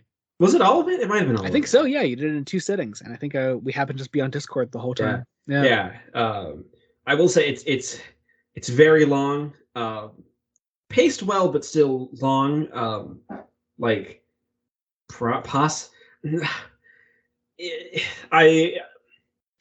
I'd like to see a sequel in some form. Yeah, definitely. I agree. I would love to see it. Like, I don't think we're going to get a film, or at least a full live-action film sequel. Hey, you never know. Yeah. Stranger things. Yeah, I mean, yeah. Like, maybe even if they just switch to, like, just an animated film. Like... I don't know if that would work. Some sort. I just want to... I'd like to see the story told somehow. Yeah, definitely. No, that does not mean like a certain contingent of Twitter likes to say that we should, hate on any other DC projects, because DC has been killing it with their other projects lately. They have, absolutely, yeah. Also, apparently there was a big shakeup at Warner Brothers, on the Warner Brothers executive level recently that could mean some big things for the Snyder stuff. Yeah, I think we could have 2 universes going side honestly, by side. especially like if you expressly label it as like, hey, Zack Snyder's Justice League Part 2. You could do that and at the same time still continue all these other big projects. I remember telling you, I think Snyder works better with like a miniseries format. I'd like to see that. To see that. If it was the Snyder stuff was like HBO Max, where it's like the theatrical stuff is theatrical. Because let's be honest, we're in an era where there's no longer like as bad of like a direct-to-video means cheap knockoff terrible film. Like direct to streaming is also prestige film and television. Yeah. I mean, hell, as far as DC products go, we have a direct to streaming film coming out with Batgirl. Oh right, that is direct to stream. Yep, straight to HBO Max. I think it's still supposed to be this year. Oh yeah, it is. Yeah, because they just wrapped filming recently. Yeah, because they keep with Brendan Fraser. With Brendan Fraser as Firefly, I'm so excited. Oh right, he's playing Firefly. Yeah, he's been in quite a few DC things recently. He did. He's been doing Doom Patrol recently. Yeah. I love the comeback of Brendan Fraser because I fucking love it, yeah. And like of all the worlds for him to break back into, it's DC. Like I it's love that. DC. That's great. Yeah, if you've seen, I will say for the Snyder Cut, if you've seen the theatrical cut, give the Snyder Cut a chance. Um, you'll definitely like it more than the theatrical cut because the theatrical cut is a mess. I mean, hey, unless you're a certain someone who believes in objectivity in media who prefers the theatrical cut. Wait, what? Yeah. Yep. That person? Yeah. Yes, that person. No names because we are a public podcast, but Yeah, okay. yes, that person. Okay, but we're talking about that after this, Joey. Yeah. Oh yeah. Yeah. But in the meantime, I think it's time to reveal our next episode. Yes, we do. Okay, all right. So you said you have an idea, but you don't sound very confident in it. I have a guess that we might be doing Green Lantern next. No. Mm-mm. Okay, I'm wrong. Sorry. All right. So here's the thing. Typically, so I had you read the first 2 volumes of the New 52 Justice League. Yeah. Typically, on an occasion like this, I would just be like, hey, let's do volume 3 next, volume 4 maybe, whatever. Trouble is, the next volume of Justice League is a crossover. Okay. And I feel that it would be pretty unfair to go straight into that with having you read the stuff that is going to lead up to that, like the stuff that it's crossing over with first. Do you know what the next arc is in Justice League? Are we doing Aquaman? We are doing Aquaman. We're doing next time on Fresh Face Comics, we'll be reading the first 2 volumes of the Jeff Johns Aquaman run, drawn by Ivan Reis. This is volume 1, The Trench, and volume 2, The Others. This is the first, I believe, 13 issues of the series. Volume 1 being 1 through 6, volume 2 being 7 through 13. Be sure to join us then when we do that. I'm so excited for it. It's kind of telling. It's kind of telling that like the character who I was like, I want to read more of this the most was Aquaman. It's really, I love that. I love that you called out Aquaman specifically when you mentioned when you mentioned that to me. You're like, you maybe want to read more Aquaman. What the hell? I was like, well, I may as well. May as well. Yeah. Yeah. Join us next time. I'm so excited to do it. I can't. No tie-in media for the next one. There will be tie-in media for the episode after that, though. So yeah, thank you all so much for listening / watching. As always, leave us a rating and review wherever you're watching or listening to us. Spotify, Apple Podcasts, Google Podcasts, Anchor, YouTube, wherever you watch or listen to us. It really means a lot. Be sure also to subscribe to Blood Donut Studios on YouTube. We have started doing sort of like scene excerpts from comics recently. I did a scene with a friend of mine named Taya. It was beautiful. If you haven't seen that, check it out. Did a scene from the Sandman, and it was super fun. And I know Jacob really liked it. I liked it. It gave me chills. Awesome. If you don't already follow us on Twitter, yes, I'm at Jomo with 3 underscores. And I'm at Newt5996. Yes, and be sure to follow us on Twitter. Again, those will be linked down in the description. You can also buy these books /book if you're doing deluxe edition on Amazon. I'll leave those linked in the description of the YouTube video. And also our next reading of Aquaman will be down in the description on the YouTube video as well. So I think that's it. Awesome. Yes, all right. Thank you so much for listening. Until next time, this has been Joey Morgan. And Jacob Licklider. Goodbye. Goodbye.